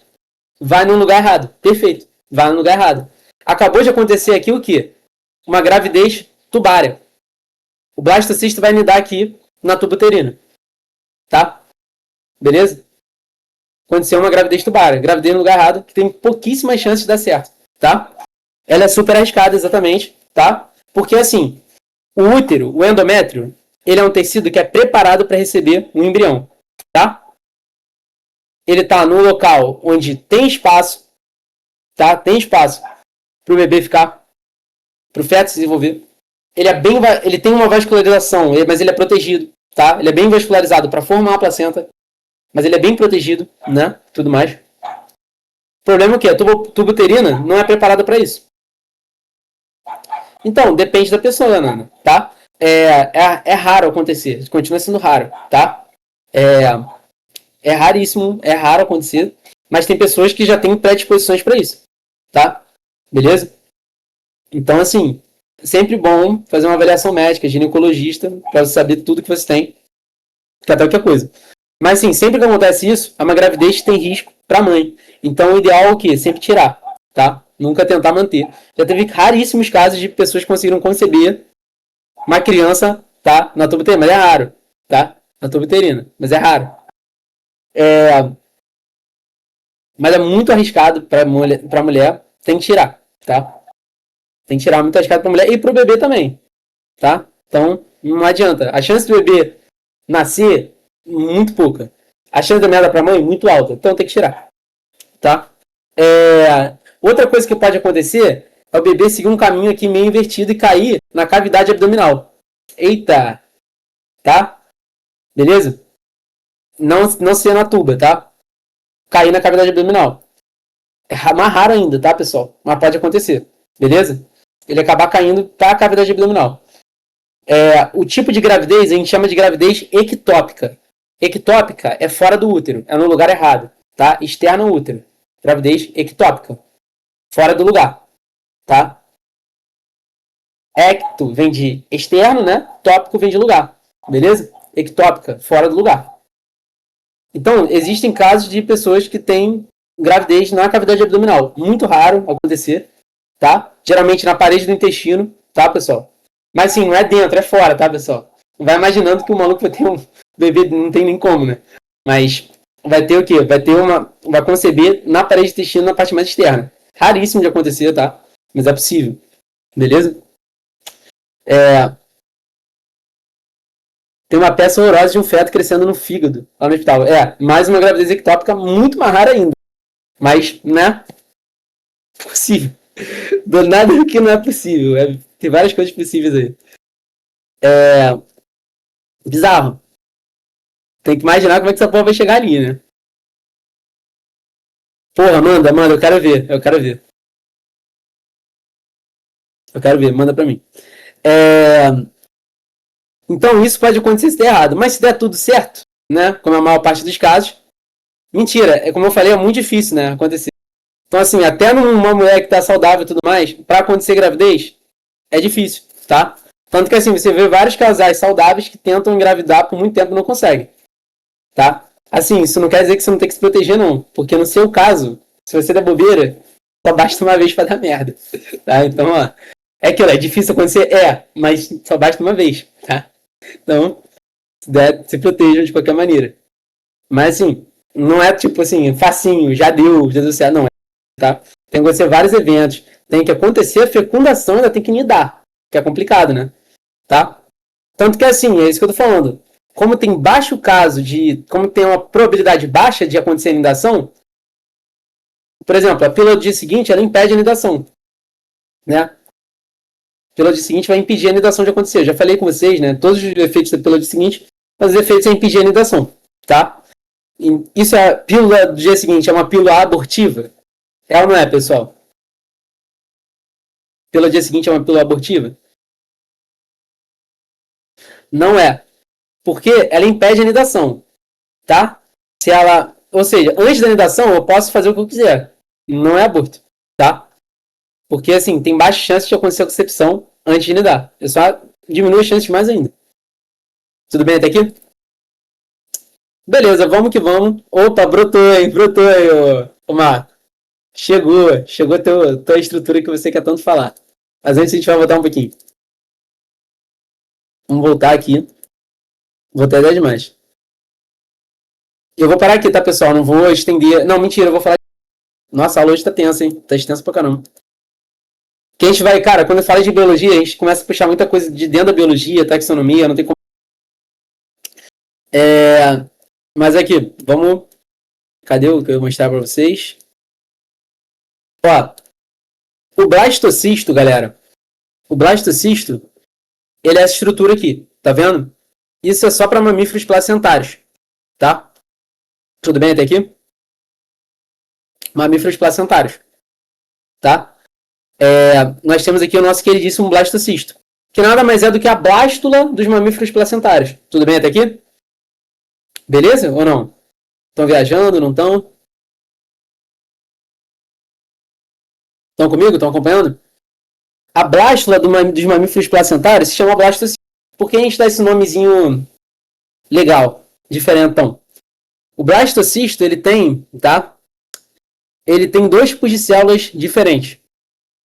Temos o trofoblasto e o embrioblasto, tá? No embrioblasto, que são duas regiões diferentes, né, no blastocisto, nós temos células pluripotentes, lembra? Aquelas células que viram quase todas as células, lembra disso? Células que viram quase todas as células que tem, menos as células placentárias, tá?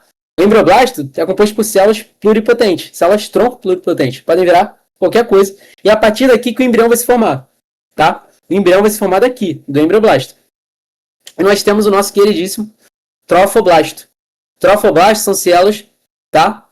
Que vão dar origem à placenta. Tudo bem até aqui? Essa que está em volta, o que está envolvendo vai dar origem à placenta.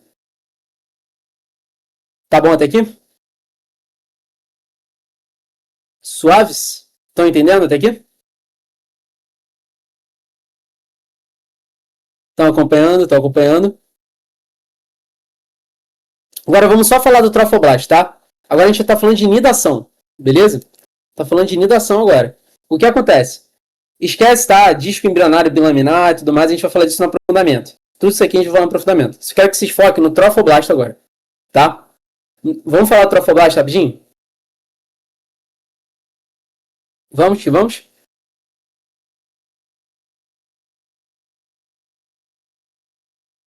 Let's falar do trofoblasto?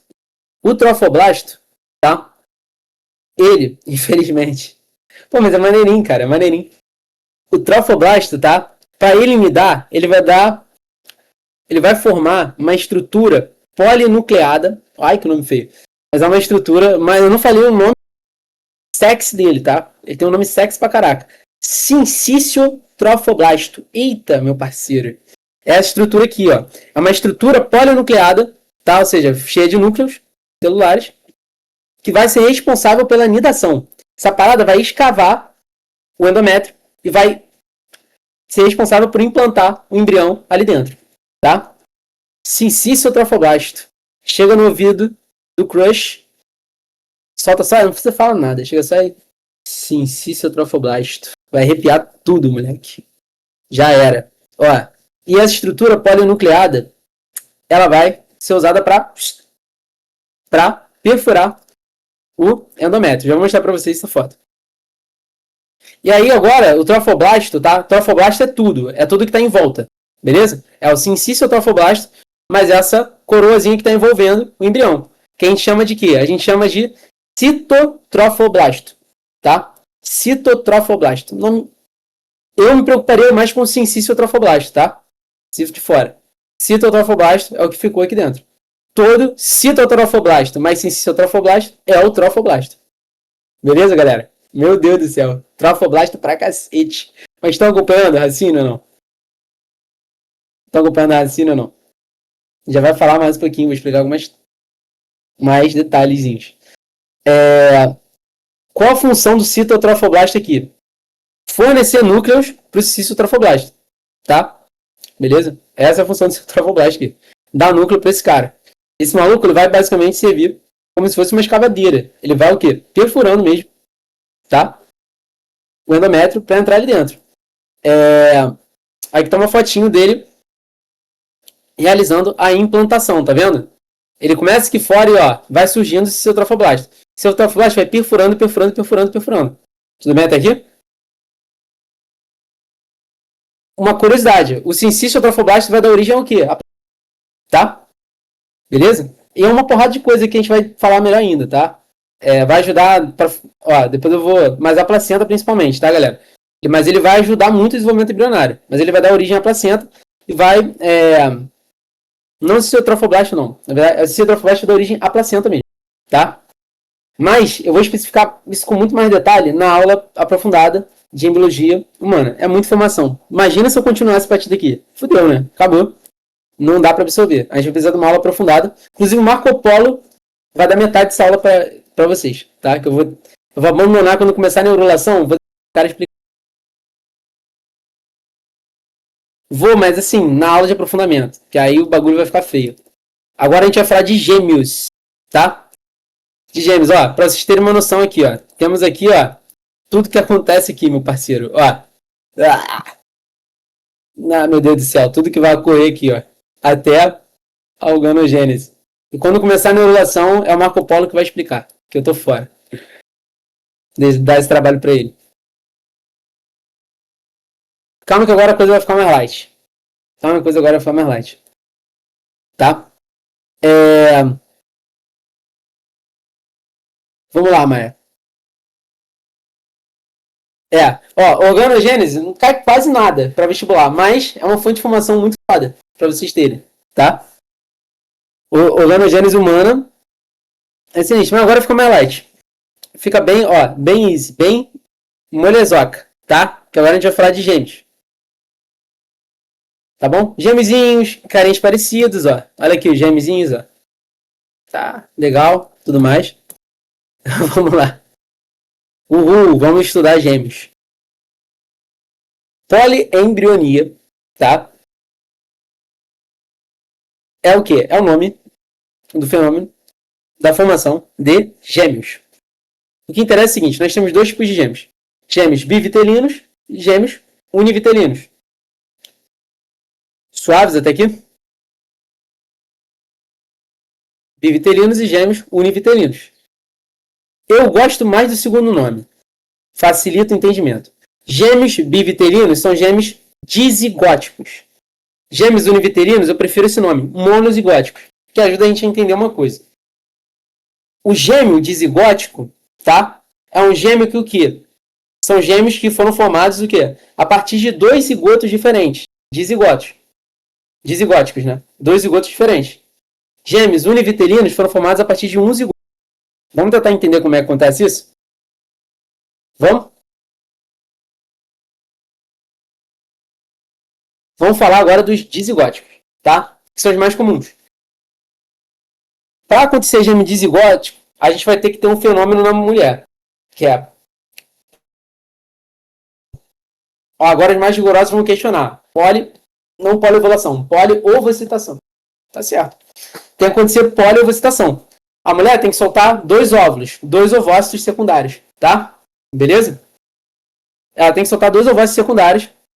E aí, galera, 2 espermatozoides vão fecundar cada ovócito que a mulher soltou. Tudo bem até aqui? Eu expliquei isso mais ou menos para vocês lá na aula de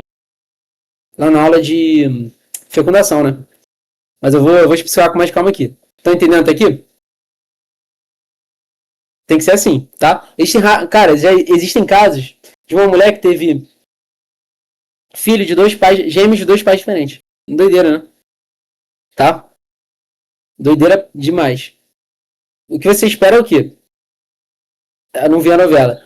Mas o que você espera é o quê? Geralmente é do mesmo pai, né? A mulher vai ovocitar, vai poliovocitar, vai ter dois ovócitos ali, vai ter o ato sexual com um parceiro, esse parceiro, beleza?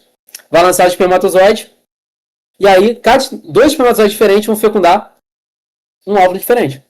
Tudo bem até aqui? Mas é possível do que? Se a mulher tiver relação sexual em momentos muito próximos, tá? Com um homem, depois com outro, tipo no mesmo dia, e ela estiver ovulando, pode acontecer dela poliovocitar.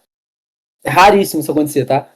Mas pode acontecer, tá? Dela engravidar de gêmeos de dois pais diferentes. Beleza? Até aqui? Cara, o gêmeo dizigótico, eles são gêmeos não idênticos, tá, pessoal? Porque, assim, é como se fosse dois irmãos que têm a mesma idade. Dois irmãos normais, tá? Que têm a mesma idade. Tudo bem até aqui? Essa que é a questão. Você é igual ao teu irmão? Nasceu igualzinho ao teu quem tem irmão ou irmã? Você nasceu igualzinho ao teu irmão ou à tua irmã? E da mesma cara? Cresceram iguais? Hoje, quando seu irmão tinha a sua idade, ele era igual a você? Não era, tá? Porque assim, a gente já explicou exatamente todos os mecanismos, né, de variabilidade, tudo que tem para diferenciar você e o seu irmão, tá? A gente já falou bastante disso. Quando a gente falou de formação de gametas e tudo mais. Então, assim, você é muito diferente do seu irmão. Assim como dois gêmeos não idênticos são diferentes, porque eles são irmãos, tá? Agora pensando, tá? Do mesmo pai, beleza? Não de pais diferentes, óbvio que vão ser diferentes. Mas do mesmo pai, eles são irmãos, tudo bem até aqui? Que vão nascer no mesmo tempo. Faz sentido? Porque eles vieram de dois espermatozoides diferentes, tá? Ó, ovulação dupla. Teve uma ovocitação dupla. Tá bom, já. Teve uma, daqui a pouco eu vou ter que ralar. Teve uma ovocitação dupla, vai ter uma fecundação dupla, beleza? Vai fecundar, tá? Vai ter dois espermatozoides, cada espermatozoide fecundando um ovócito. E aí cada embrião vai se desenvolver sozinho. Tudo bem até aqui? Cada embrião vai se desenvolver sozinho, normal. Beleza até aqui? Tudo bem? Vai ter seu desenvolvimento independente. Vai formar o quê? Cada um vai formar seus anexos embrionários completamente diferentes. Tudo bem até aqui? Vamos dar uma olhada mais ou menos aqui.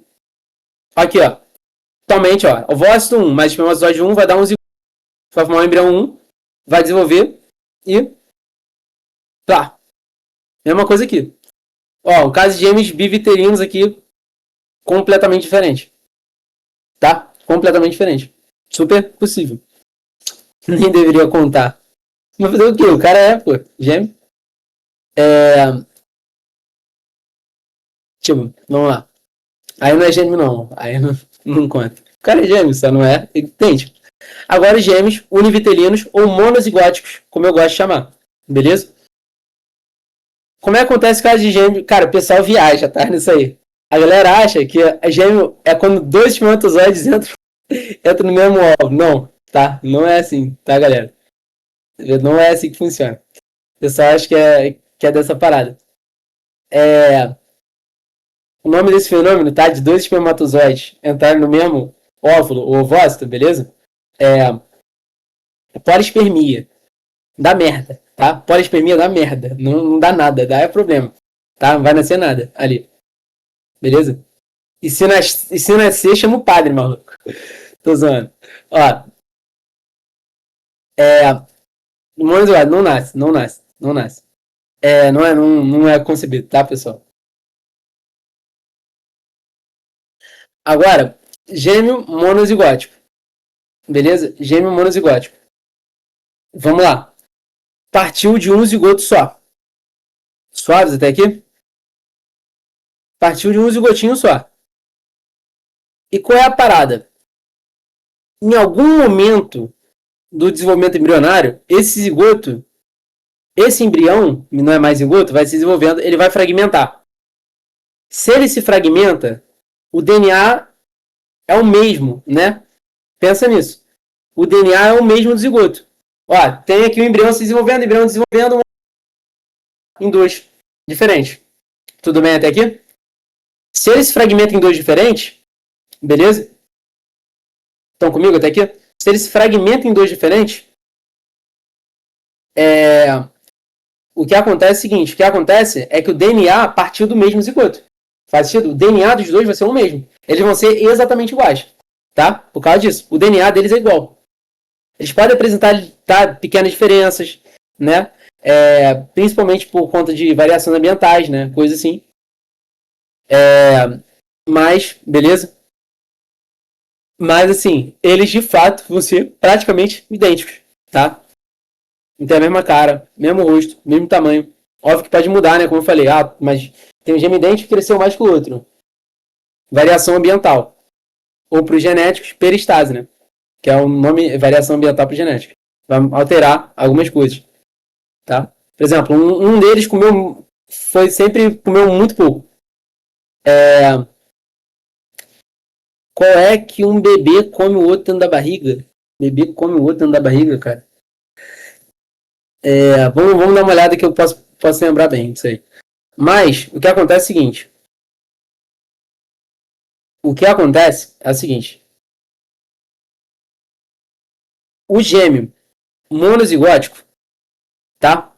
O gêmeo monozigótico. Deixa eu só ver aqui se tem mais alguma coisa. Não, tá certo. O gêmeo monozigótico, ele pode ter seu desenvolvimento embrionário de algumas formas diferentes. Dependendo de onde fragmentou. Vamos dar uma olhada nisso aqui? Específico demais, tá?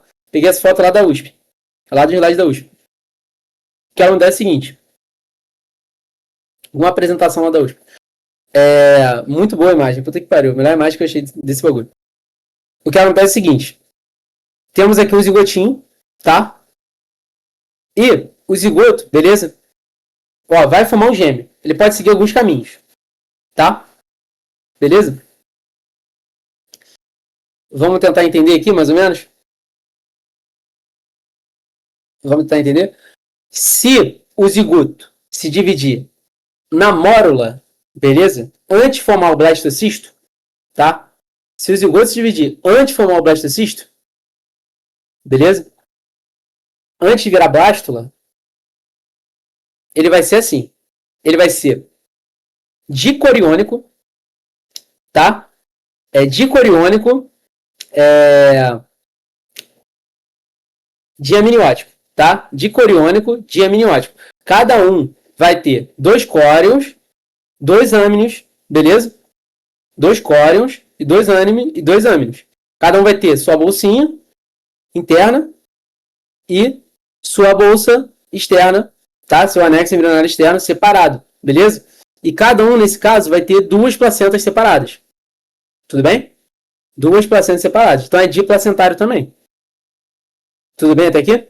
Cordão umbilical não interessa, cara. Todo mundo vai ter, ó. Cordão umbilical sempre vai ser, tá? Isso é um padrão. Sempre vai ter um por gêmeo, tá bom? Um por gêmeo. Beleza? Mas e se for aquele caso de 5 gêmeos? Cada um vai ter o seu cordão umbilical, tá? Beleza? Já caiu isso em prova. Pode acontecer o seguinte, pode acontecer que o zigoto se fragmente, tá? Antes de formar o sincício trofoblasto. Antes de formar, beleza? O sincício trofoblasto. Formou a blástula e, ó, se fragmentou. Tudo bem aqui? Tá vendo? Fragmentou aqui antes do sincício trofoblasto. Ó. Aí o que acontece? O sincício trofoblasto vai ser formado aqui para os 2 embriões. Um só para os 2 embriões. Então, assim, como eles se separaram antes, tu vê, formou aqui 2 o quê? 2 embrioblastos separados, estão vendo? É muito nome, né, pessoal? Eu sei. Mas formou essa massinha, lembra, de dentro? Formou 2 separadas. Se formou 2 separadas, vai formar o quê? Cada um vai ter seu âmnio separado. Mas o córeo vai ser o mesmo, ó. Eita, não sei o que eu fiz aqui sem querer. Mas o core vai ser o mesmo, porque ó, o que vai fazer o core é esse aqui, ó, tá? O core vai ser o mesmo. Deixa eu tentar apagar aqui algumas coisas. O core vai ser o mesmo. Estão conseguindo entender, galera? Eu sei que é meio chato, né? Muito nome, tem que estar bem calibrado nos nomes. Que a coisa depois dá uma voltada para tu entender melhor. Ó, o mesmo core para os dois, mas cada um vai ter seu próprio âmbito. Tudo bem até aqui? Cada um vai ter seu próprio âmbito. E a placenta vai ser a mesma para os dois. Tudo bem até aqui, galera? A placenta vai ser a mesma para os dois. Só vai ter uma placenta. É monocoriônico, monoplacentário. Tá? Mas cada um vai ter o quê? Vai ser diamniótico. Vai ter dois âmbitos. Agora, o último caso. Se acontecer uma fragmentação depois, tá? De formar o citotrofoblasto, durante a implantação, se fragmentar aqui, aí ferrou. Vai ter o mesmo âmino, ó, o mesmo âmino, o mesmo córeo e a mesma placenta. Eles vão estar dentro da mesma bolsa, tá? Eles vão estar dentro da mesma bolsa mesmo. Beleza? Isso aqui? Então, é o caso mais raro, tá, pessoal? Isso é muito raro de acontecer. É o caso mais raro aqui, é esse aqui, tá? Fechou? Entenderam, pessoal? Como eu falei, sempre vai ter, já caiu isso também, eu acho que não é FRJ. Ó, cara, falecida vestibulada FRJ. Tá? Quantos cordões umbilicais vai ter uma gravidez de 5 cordões umbilicais? Tá? Não sustenta um bebê dividir o mesmo cordão umbilical. Não dá. Tá? Agora, vamos falar o seguinte. Existem casos de gêmeos que vocês conhecem como gêmeos siameses, né? Tá? Os gêmeos chifópagos. Meu Deus do céu, nome feio. Já viram falar nisso? Chifópago eu acho muito feio.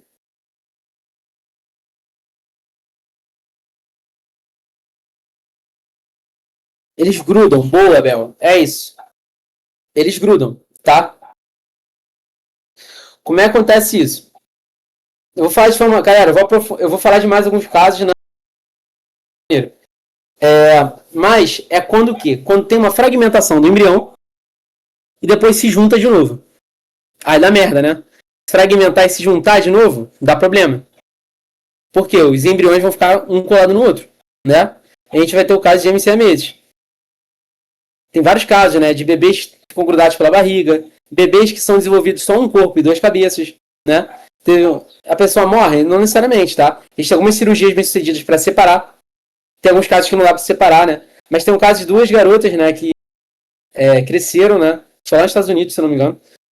Cresceram cada uma com uma cabeça diferente, tá? E dividindo o mesmo corpo. Obviamente, né? Cada uma com uma cabeça diferente, cérebro diferente, dividindo o mesmo corpo. Beleza?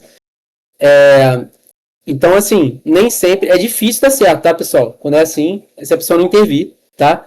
O recomendado é, cara, arriscar a cirurgia, que é muito complicado, tanto do organismo, né, sustentar. E assim, é sempre recomendado tentar fazer cirurgia. Mesmo, geralmente alguém vai morrer, tá? Não, pode ser que os dois sobrevivam, mas geralmente compromete a vida de algum, tá? Como que acontece é quando se fragmenta e se junta depois, né? Beleza? É isso que acontece. Gêmeos siameses. Ah, mas como assim? Geralmente é gêmeos monozigóticos, tá? Praticamente só tem casos com gêmeos monozigóticos. E assim, quanto mais próximo houver a fragmentação, mais fácil é de ter gêmeos chifópagos, tá? Aqui. Por exemplo, aqui, mais difícil de acontecer caso siamês. Aqui, mais fácil. Aqui, muito mais fácil, tá? Beleza? Se juntar aqui. Tudo bem até aqui? Então, a fase em que acontece facilita o caso de acontecer gêmeos siameses. Mesmo assim, é raro. É muito difícil acontecer, tá? Beleza, pessoal? Matamos, né? A matéria.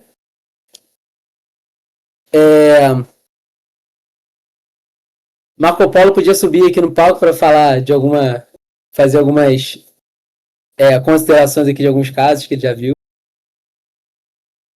Ia ser brabo. Feito convite. Mas, pessoal, é isso aí. Ficou alguma dúvida?